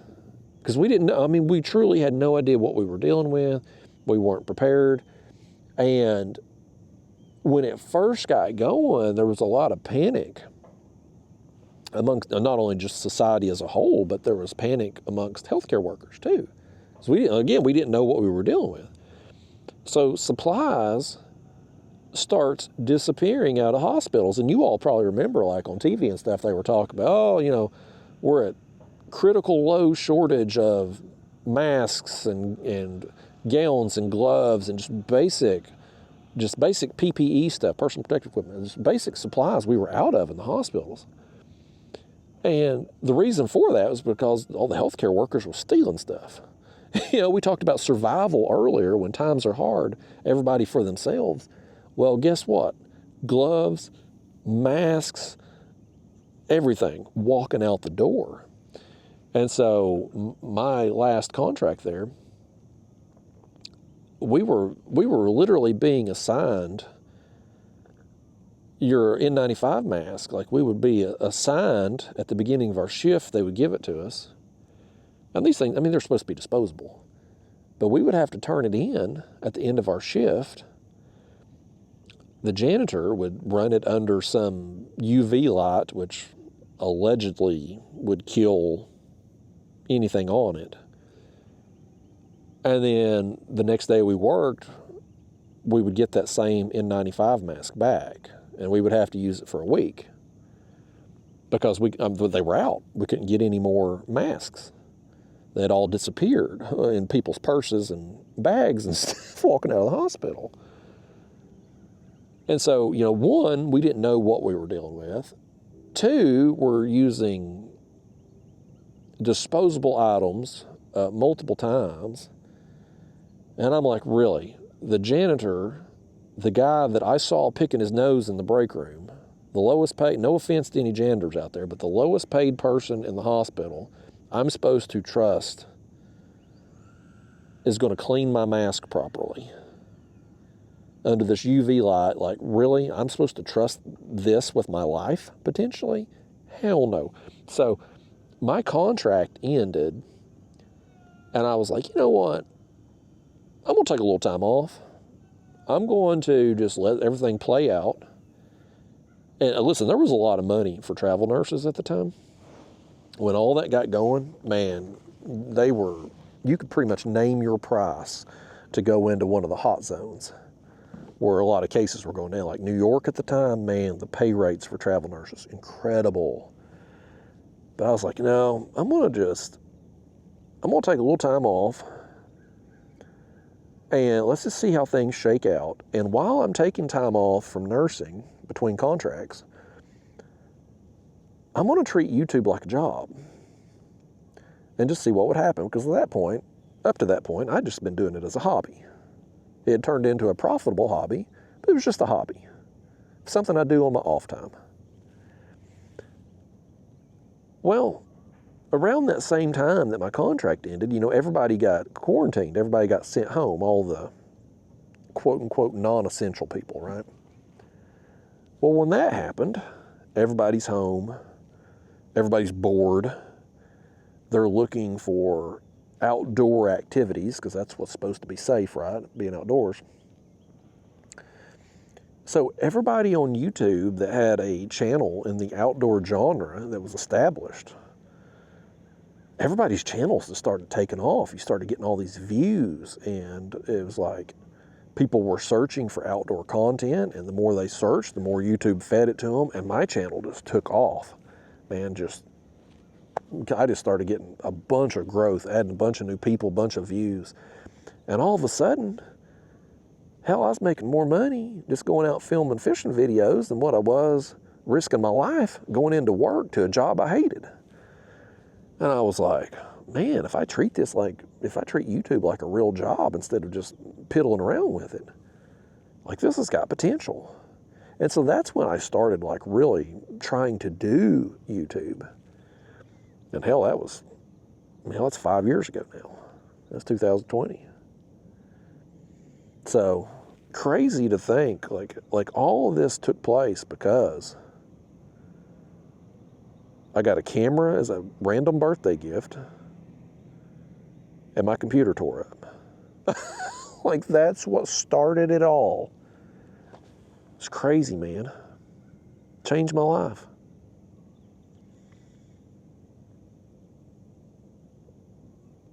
You know, because I mean, think about if that hadn't happened, I would have probably still taken some time off to let things work out and see how it played out and stuff. But I would have probably ended up, knowing myself, it would have been hard to turn down the money that they were throwing at people to go into some of these terrible working environments. And, you know, who knows what happens at that point. Our left rod got hit. Hit a little bump. I was thinking about checking that bait too, so it's good to know it's still on there. I'm going to turn us around the other way so that I'm not talking toward this guy over here on the dock who's doing some work over there. You know me and talking to people, or having people eavesdrop. I'd rather my voice go the other direction. I'm going to have to bust out the sunglasses though, because the fog has lifted enough now at this point that I'm going to have to shade the old eyes here.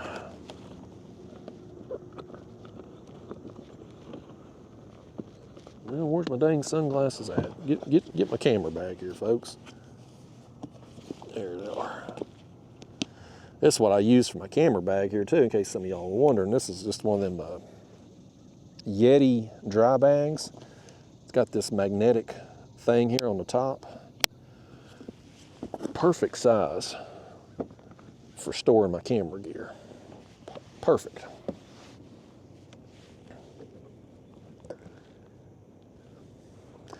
Yeah, I mean, it was crazy times back then. I don't miss it though. I don't miss working as a nurse. I'm at a point in life now, I'm never going to have to go back to it. Even if YouTube died tomorrow, if I got demonetized, canceled, whatever, I'm never going to have to be a nurse again. I can, at this point, function just fine without it. But there's been times, just recently, me and the fiance was having a conversation. She poked my ego a little bit. She's like, you know, you've been out of nursing so long, I bet you couldn't even do it anymore. I'm like, you know, woman, I may have to go get a job just to prove you wrong. So that's the kind of thing that could maybe get me back into it at some point. But that's about it. My days of doing that's long gone. And I'll tell you this too, like I never wanted to be a lifelong, at least not in the ER anyway. ER is a young person's game. Like it's long hours on your feet. You got to be fast. You got to be able to not only think fast, but you got to move fast too. And I had always planned on getting out before age 50 of at least the ER, because I never wanted to be that nurse. And when I say that nurse, I mean like I've worked with some through the years, various places. I mean, I've traveled all over doing travel contracts and stuff, worked in a bunch of ERs. And you'll have these nurses that they've worked in the ER their whole career. You know, they're 30 years in, been in the ER the whole time. They are the smartest, most knowledgeable nurses you will ever meet. Any situation that comes up, I mean, I can't tell you how many times I'd find myself in a situation, just something just batshit crazy's happened. And you go to that nurse and be like, you're not going to believe this, but here's what I'm dealing with. And they've got an answer for you because they've done it so long, they've been there, they've done that, they've seen it all. Great, great resource to have in the department when something crazy happens. But as great as it is to have them around when you need to pick their brain on something, everybody hates working with them because they've just gotten too old. They're too slow. They can't keep up with the pace of the department anymore. And so you know when you walk in and you're working with them, they're not going to be able to carry their weight for the whole shift. And you're going to have to end up picking up their slack and carrying them the whole damn night. So you hate working with them. And there ends up being a lot of resentment and animosity toward them because they just, and it's no fault of their own, man. People, you get older, you slow down a little bit. You just can't keep up with the pace. It's not that they're less of a person. They're the smartest people in the whole damn department. They know every policy. They know every situation. Like, they've got an answer for everything. They just can't do it in a timely manner anymore. And so what ends up happening oftentimes is these people, oftentimes the ER, and it happens across the board, every industry, but you get these cliques, man. You get cliques, factions, the in crowd, the out crowd. They kind of get isolated. They get alienated a little bit, and they get kind of treated bad. Again, it ain't because people don't like them as a person. It's just because nobody wants to work with them. And then what oftentimes too happens is they kind of get put out to pasture. So I've seen management have to go to them and either, if the department's got money, sometimes they will create a job for them, an administrative job, where they're like the department educator. Like they'll do some paperwork stuff where they're keeping up with your credentials and making sure everybody's certifications are up to date and continuing educations and all that stuff's done. But in the event the department don't have money or can't create a place for them to go, they kind of just get run out. You know, they get picked on a little bit. And it's sad because obviously if they've stayed in the ER their whole career, 30 years, nobody sticks around that long if you don't love it, right? Like you've dedicated, that's your life, it's your identity, it's who you are. This fish is hooked, buddy, that's who he is. Oh, that's on the head. That's on the head. We've got another one. He ain't gonna be very big though. He hit it like the Dickens when he hit it. He ain't gonna be big. It's still fun though, even on these small ones with the lighter tackle, man. It makes these small ones fun to catch. He's actually bigger than I thought. And that headbait's still on. He's a fun sizer in length, but just skinny. He's a skinny fish. Oh, there goes our other one. Let's put this one back. Let's pick up on this one. Doubled. We got a twofer. Look right here on the screen. You see that? I don't know if the glare you can see it. There's more down there with them. We've went through a little school. Both rods going down. This one here's smaller. Oh, he threw the bait off too. We're going through some fish right here. I want to get rid of the small one first. Let's put another bait on real quick and drop it down, then we'll land our other one. Hopefully this one will be easy to get. Well, I was hoping he'd be easy to get rid of, but he says, I'm not that easy, Justin. He says he don't even want me getting hold of him here. Open that mouth. You probably done flung water all over these people in the camera too. Get out of here. Okay, let's grab us a.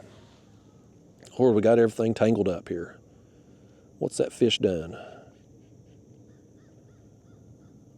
Oh, hell, he got everything all knotted up there, didn't he? What the hell is going on? You know what, we ain't got time to fool with this. We're sitting on some fish right there. They're probably gone. We're just gonna leave that be. I'm gonna put on another bait as is. I got water running behind my ear right now, folks. Literally behind my ear where that fish splashed me. Let me get us another. We gotta go to shad now. Gonna have to. That's what we've got. Okay.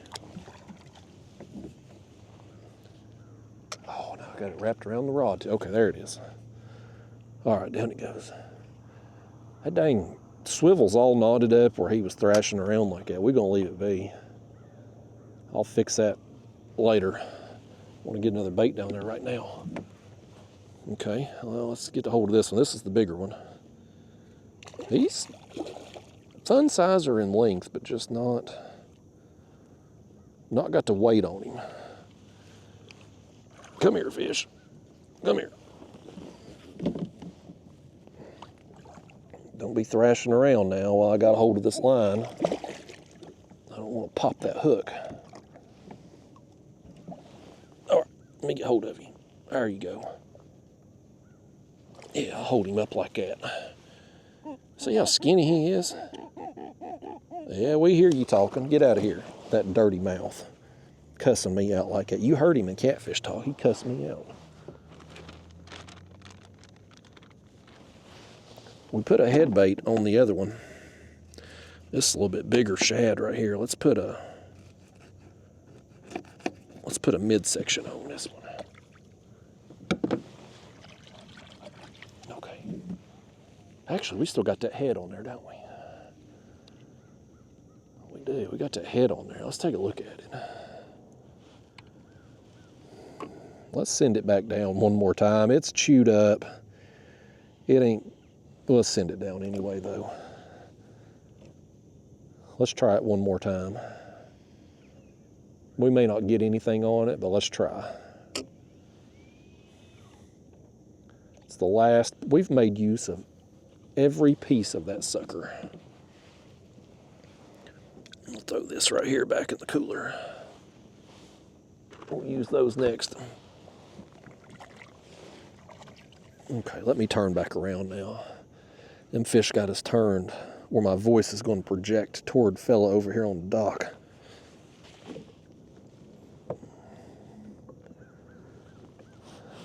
Did y'all get splashed?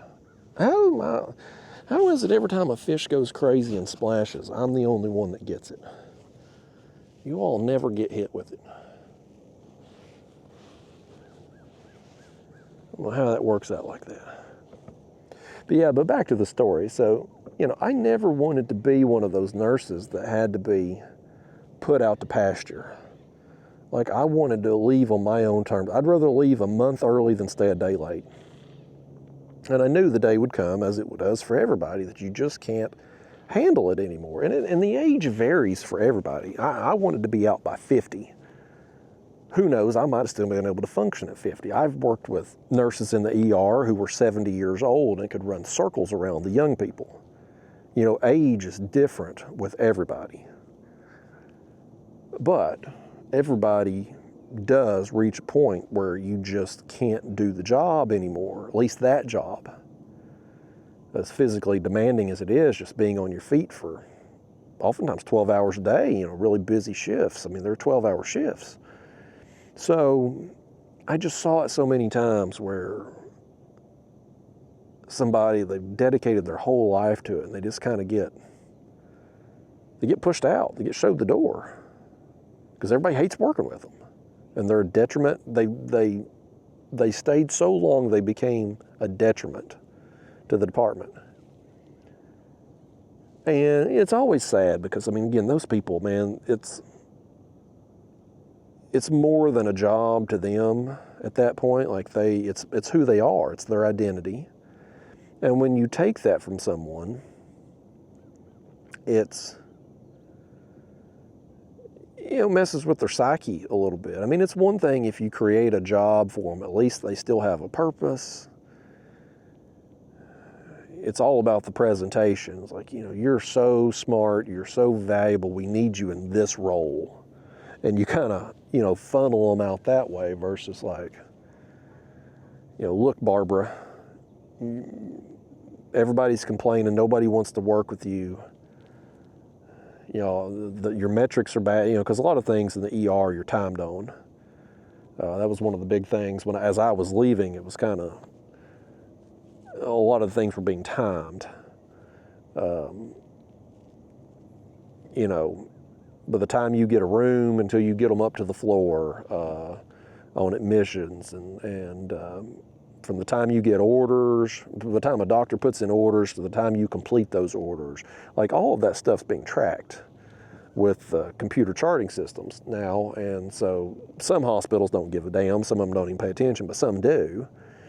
And, you know, that was oftentimes used against those nurses like that. Like, look, Barbara, like, you're at the bottom end, like, of all the nurses we have here, like, you're way down here. So we just can't have this. And it just, I never wanted to be that person, is what I'm getting at. Like, I wanted to show myself the door before I had to be showed the door. And so I'd always kind of planned to be out by 50. Even if I still thought I could function at 50. I mean, let's be real.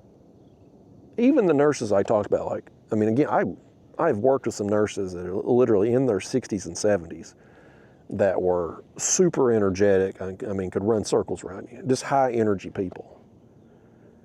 You football fans out there, the Raiders coach, Pete Carroll, my gosh, how old is he? He's 70-something. You see him on the sideline bouncing around, running around, he don't look 70, right? Like everybody ages differently.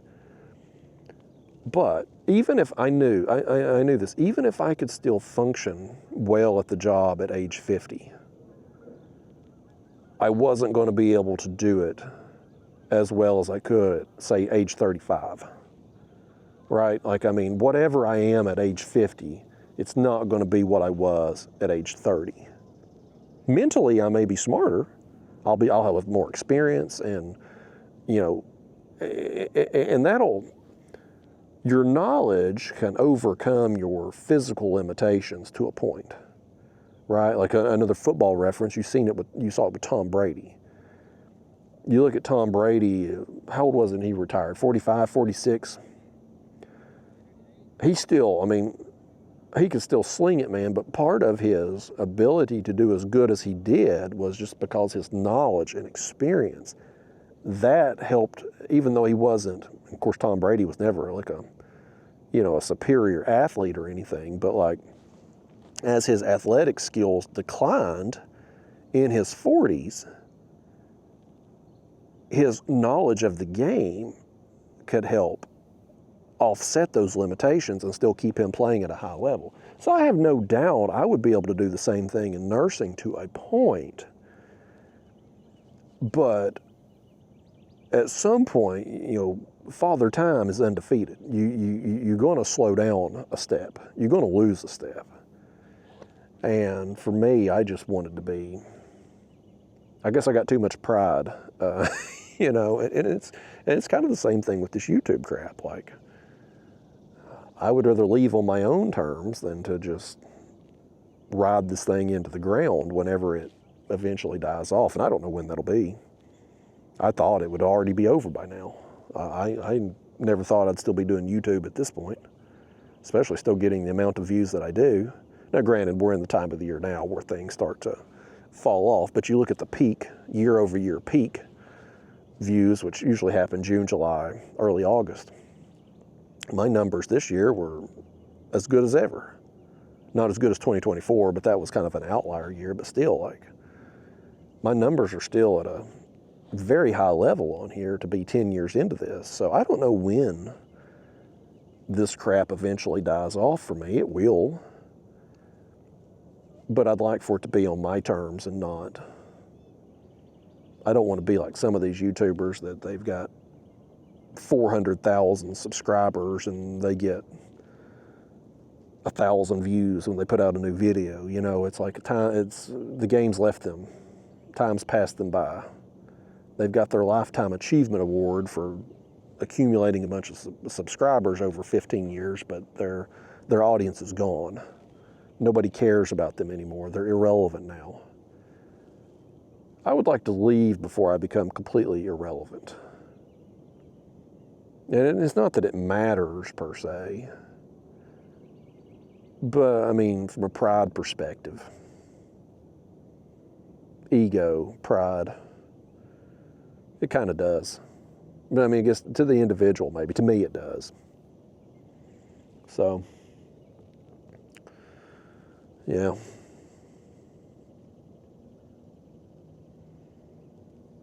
What bait did we put on? We put on a gizzard shad head on that right rod, I think. We got the old head of the sucker on the left. Okay. We'll back us up a little bit here, it gets closer to that ledge. Depth's pretty consistent down through here until we get down to the bend, and I don't even know if I'm gonna fish that far down, to be honest with you. It's all right. Hell, we've been at, God almighty, we've been at this 3 hours. It's getting pretty close to lunchtime, folks, so that's what I'm thinking. I'm getting hungry. I've caught some fish, I've had some fun out here, now I'm getting hungry. Fish down a little bit further. See what we get down through here, and then I'm gonna go get me some lunch. I don't know what I'm gonna get. I'm tired of everything. I had Donna's yesterday. First time I'd went in there in a while. We got a new cookout in my town. Well, we got a new cookout. We got a cookout. First time we've had one in my town. And cookout's terrible for you. I mean, it's all fast food. It's terrible for you. But it's new. It's different. And so I've been going there. Going there too often, actually. I had another doctor's appointment 2 days ago. Well, it wasn't really an appointment. Just my yearly blood work. And I'm very curious to see. I haven't got the results back yet. I'm very curious to see what my cholesterol is going to be. Because I've been trending kind of higher. And I'm very interested to see what that is. At that age, folks, man, you just start to have things. You get in your 40s, you got to start paying attention more to your health. You know, I'm in my 20s and 30s, like, you can eat what you want, stay up all, I mean, I literally stayed up all night working night shift all the time and stuff, but like, as you get into your 40s and definitely into as you get older, those things, they start to catch up with you a little bit. If you got a poor diet and you're not sleeping good, and especially if you ain't exercising, I do that. I mean, again, I work out every day. I don't go, you know, I'm not training to be a Ironman athlete, but I've got a routine I do, stretches and body weight exercises and stuff I do every day. And I feel good, man. I mean, I spend a lot of time in the kayak. I haven't had any sciatic issues, and I think it's probably pushing 3 years now. So I think it was like 2022 was when I had gone, maybe it's 2023. I don't know. It's been a long time. It's been a long time since I've had any issues. And I was having it every few months. I'd have a bout of sciatica. So, I mean, I feel good. I feel really good. And there's something else that changed too. When I started working out every day, I don't snap, crackle, and pop anymore. Like, that's one thing I noticed when I'd got into my, I guess, late 30s. I'd get up in the mornings and you walk to the bathroom and, my gosh, your ankles are popping, your knees are popping, you're stiff getting out of bed. Now, I don't know when it stopped. Like, I can't be like, yeah, you know, I worked out for 3 months and now this don't happen anymore. I don't know when it happened, but I don't do that anymore. I don't snap, crackle, and pop. Ankles don't pop, knees don't pop. I don't wake up stiff. And I'm still not super limber. Like, I've never really been a limber person. But, I mean, I stretch every day.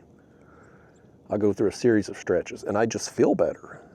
Like, I don't feel tight all the time like I used to. Used to have my low back, butt, and hamstrings and stuff. Everything just felt tight all the time. It hurt. You wake up and just stiff in the mornings. I don't anymore. So, I mean, I feel good. I feel as good as I felt. And, I mean, definitely I feel better now than what I did in my late 30s. But I don't even know where I was going with that now. Physically, I'm good. Mentally, mentally, we're lacking. But I'm a big advocate of people exercising. If you don't, you just waste away. Even if you think you're in good shape, you're probably not. If you're not exercising, and you don't have to do. I mean, listen, you don't have to be no triathlon, CrossFit, none of that crap. You can do stuff at your house. Push-ups, crunches, squats, jumping jacks. I bought a pull-up bar. It's a pull-up bar and dip station. I got it on Amazon Prime back in whenever Prime Day was, June or July. What I had been doing, I've got a school close to my house, and I would go down there and do pull-ups on the monkey bars.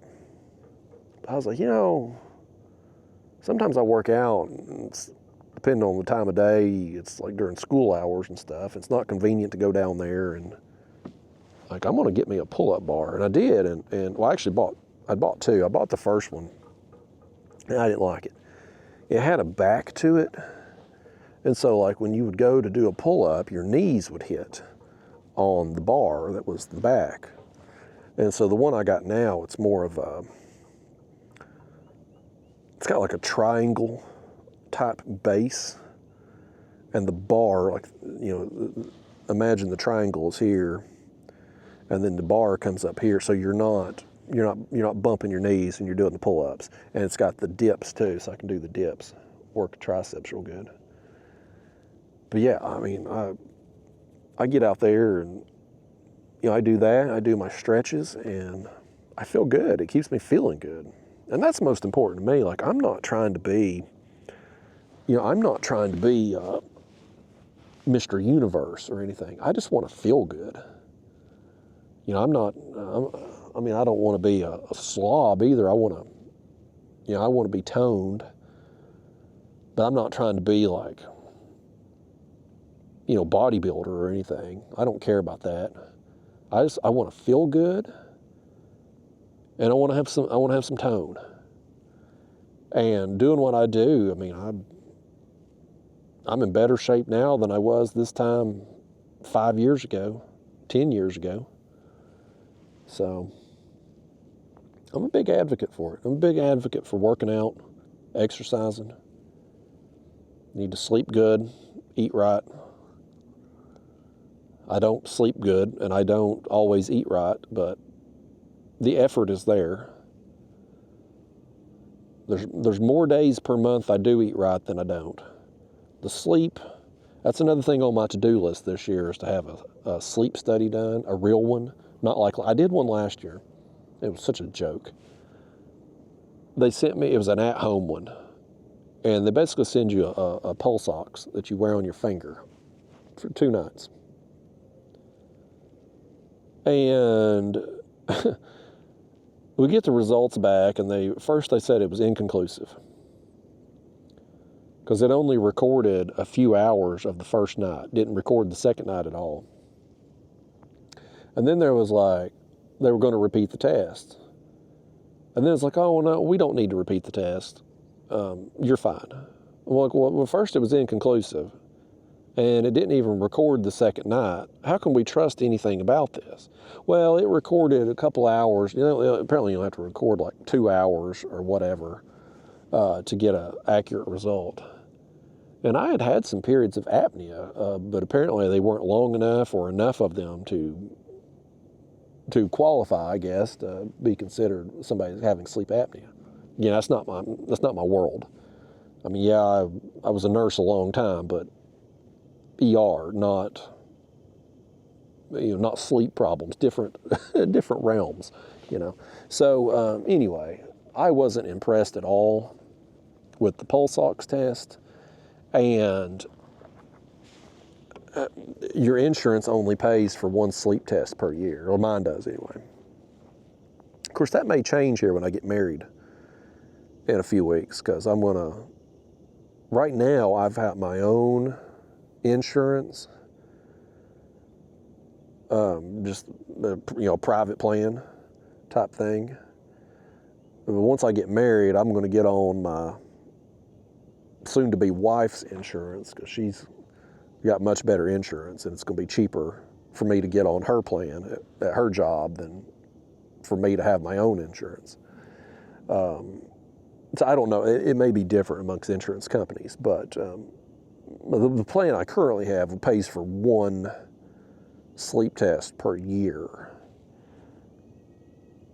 And I didn't want to pay out of pocket to go to an actual sleep center. So I was like, you know what, I'm just gonna wait. I'd had this done last fall. I was like, I'm gonna wait and just redo it at an actual sleep center. I'm not gonna let them do this damn pulse ox thing again. It's such a stupid, it's a big money grab for them, is what it is. But I'm gonna go have that done at some point this fall. I had my blood work done there. I gotta have my follow-up, go over that, which again, that's a waste of time too, because they're gonna post them probably today actually. I should get the results. I should get an email. I can look at my own blood work results, but you know, they want to get that damn copay out of you, so you got to go back. I ain't telling you nothing you don't know. You know how the racket is. Y'all are subjected to it as well. But yeah, real curious about my cholesterol.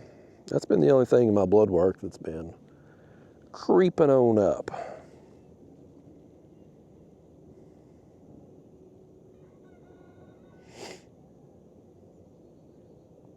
It's a nice day out here, folks.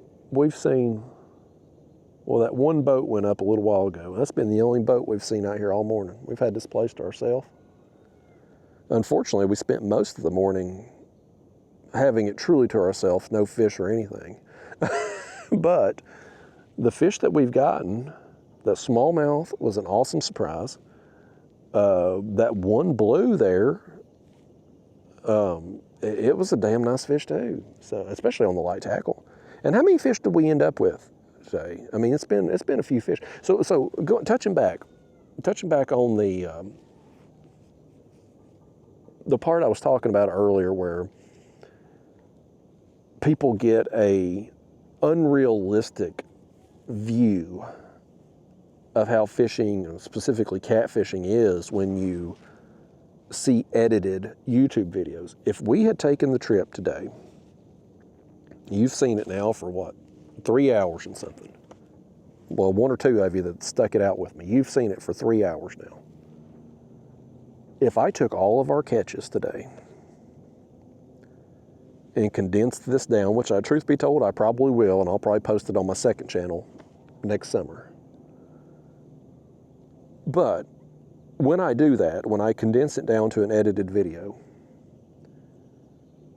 it's going to be probably 20 to 30 minutes long, and it's going to be action-packed. Because for that 20 to 30 minutes, you're going to see rods going down, fish splashing, here goes the next rod, drop a bait down, boom, next fish is on. You're not going to see the 2 hours that we went there first thing, where we only had a couple catfish.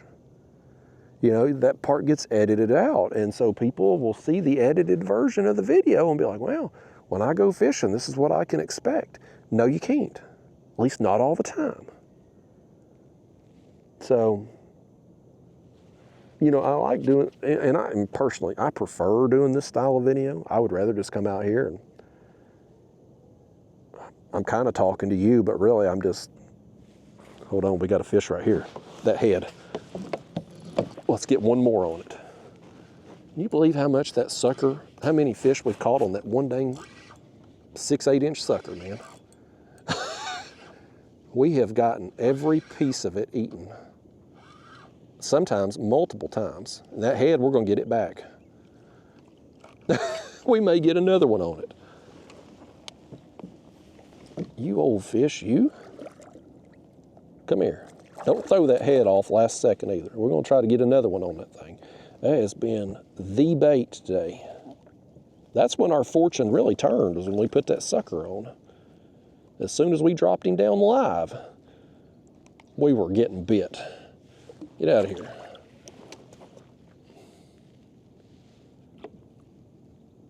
But yeah, I mean, boy, this thing's chewed up.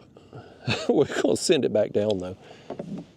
But just from a personal enjoyment perspective, I would rather come out here, leave the camera rolling the whole time, and just, you know, basically talk to myself, talk to you, but really just saying what's going on in my head at the time, and bring people on real fishing trips. And last year, 2024, look at it, my gosh, right there. As soon as I dropped down, I put it back in the rod holder, And there it went. Oh, he just come free too. He dropped it. As soon as I put it back in the rod holder, it took off. All right, I'm gonna have to hook this thing differently. Well, we can do it like that. There we go. We must have dropped it right on his head.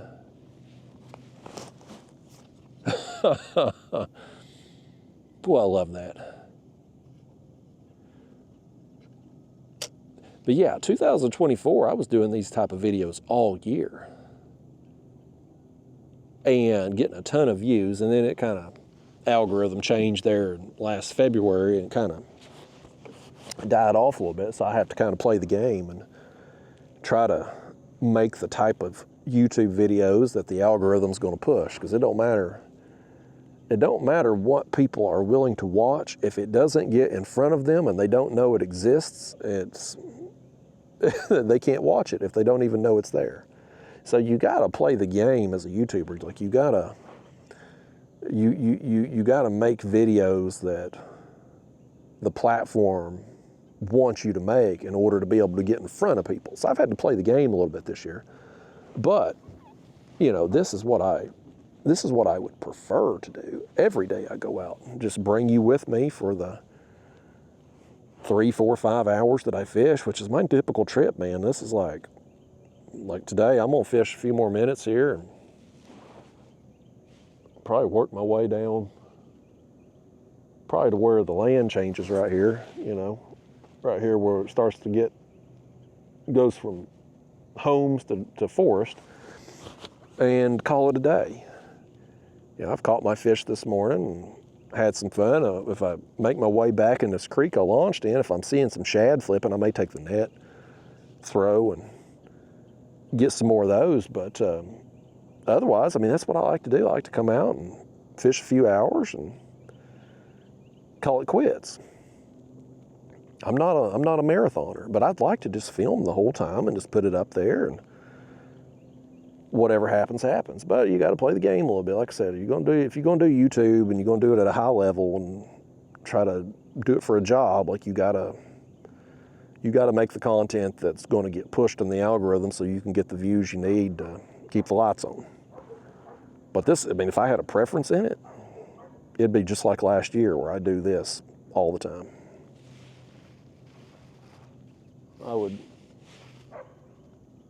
There's somebody talking there behind me. It must be up at that house.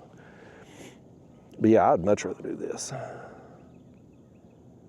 It's just, you know, when you do this style of video, when you're not editing, you're not cutting anything out, you are going to have periods of time like we had first thing, and it's always unfortunate when it happens at the beginning of the video, at the beginning of the trip.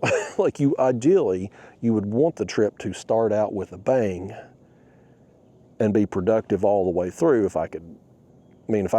course, that's how I would choose any trip. But for video purposes, entertainment purposes, you'd like it to have some action from the get-go.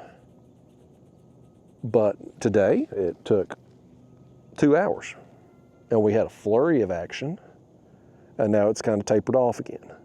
And was the flurry of action, you could say, well, we were right above that creek when we started really getting bit. Was the flurry of action because we just finally got to some fish? And that certainly seems logical, since it was right there in front of that creek. A lot of fish will oftentimes kind of hang out and then move in and out of the creek to feed periodically. That's logical. The other thing could be that maybe fish just turned on. We hit that certain time window. Maybe it was the lighting, time of day, whatever. They decided, you know what, it's time to eat. And we had baits there and we caught them. The other thing could have been that maybe initially they just weren't interested in the shad.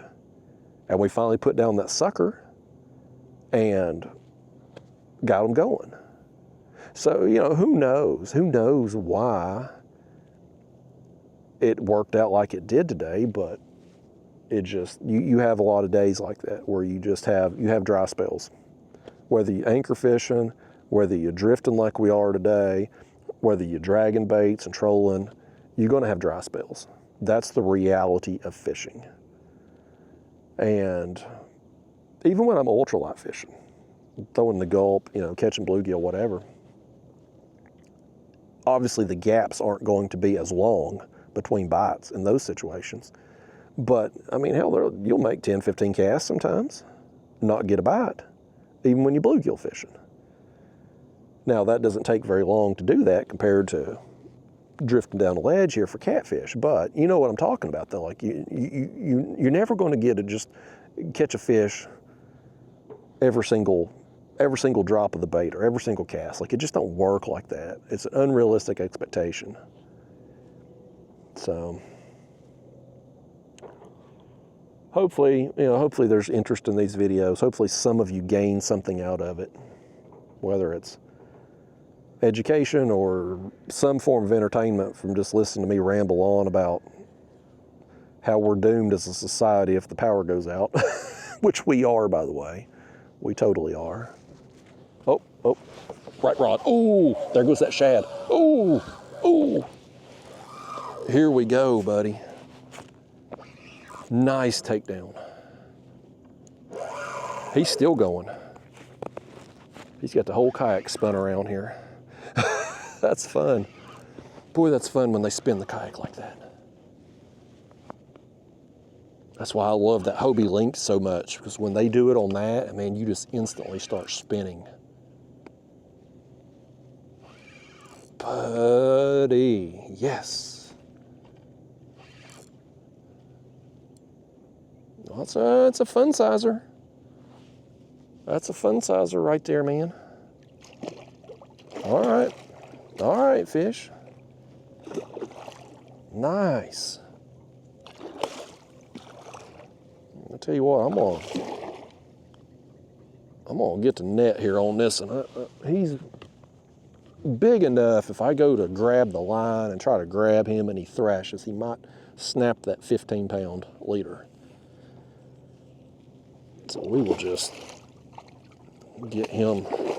It'd be helpful if one of y'all land this fish for me.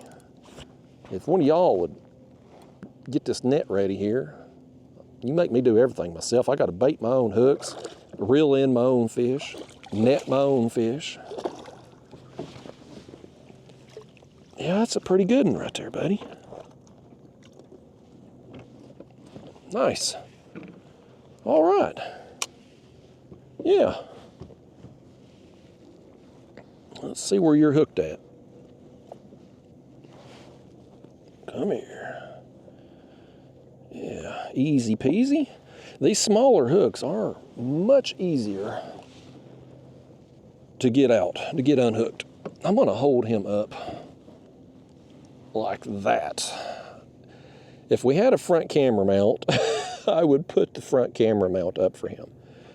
But with this camera, I'm gonna have to balance on a bucket. Sorry about your luck, fish. I will try to make sure next time to remember to put the camera mount back in here. No promises though, because I can't remember anything. Nice. Well, folks, you know what? We've drifted down here to where the land starts to change, and I'm hungry. And we just got a nice fish. I think this is a perfect way to close out the video. End it on a high note. And I think that's what we're gonna do. I'm gonna reel up our chewed up head over here. Boy, we got a lot of use out of that sucker though. A lot of use out of that thing. Wish I could get those more often. But yeah, I think I'm gonna reel up, go to the house. I've still got a whole bag of shad here, which we could use tomorrow possibly. Look right here, look right here. Let's get one more. Let's get one more here. Y'all, this right here, whatever this is a good one. Whatever this is, buddy, this is running. Well, all right, well, let's close this out with with a, well, I can't call it a double, but you know what I mean. We just let the other one go, and now this one goes down. The other problem we're gonna have now is my battery's in the red. Can we get this thing landed before the battery dies? I only get about 4 hours of runtime on my battery and battery pack setup, so we're kind of up against it here. Boy, he's pulling, man. I think this is gonna be the biggest one of the morning. This is the way to close out the video, man, right here. Now, I'll tell you what I think I might do tomorrow. I may come back down here, start at this creek, and drift downriver.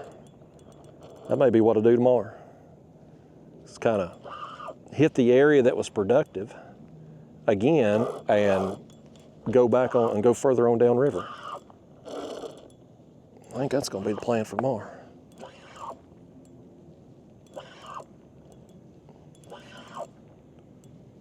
Making progress on him now. Boy, he was fired up though in the beginning, wasn't he? I mean, he was bolting. Oh, that's a good one. Yeah, that's a good one right there. Yeah, I think next trip, we'll just start right up there at that creek and drift our way down. This one though, he ate that danged old chewed up head, man. He ate the chewed up sucker head that we've had hit numerous times. That's what he eat. Oh, buddy. Y'all. Man. Let's get that hook out of you there, pal.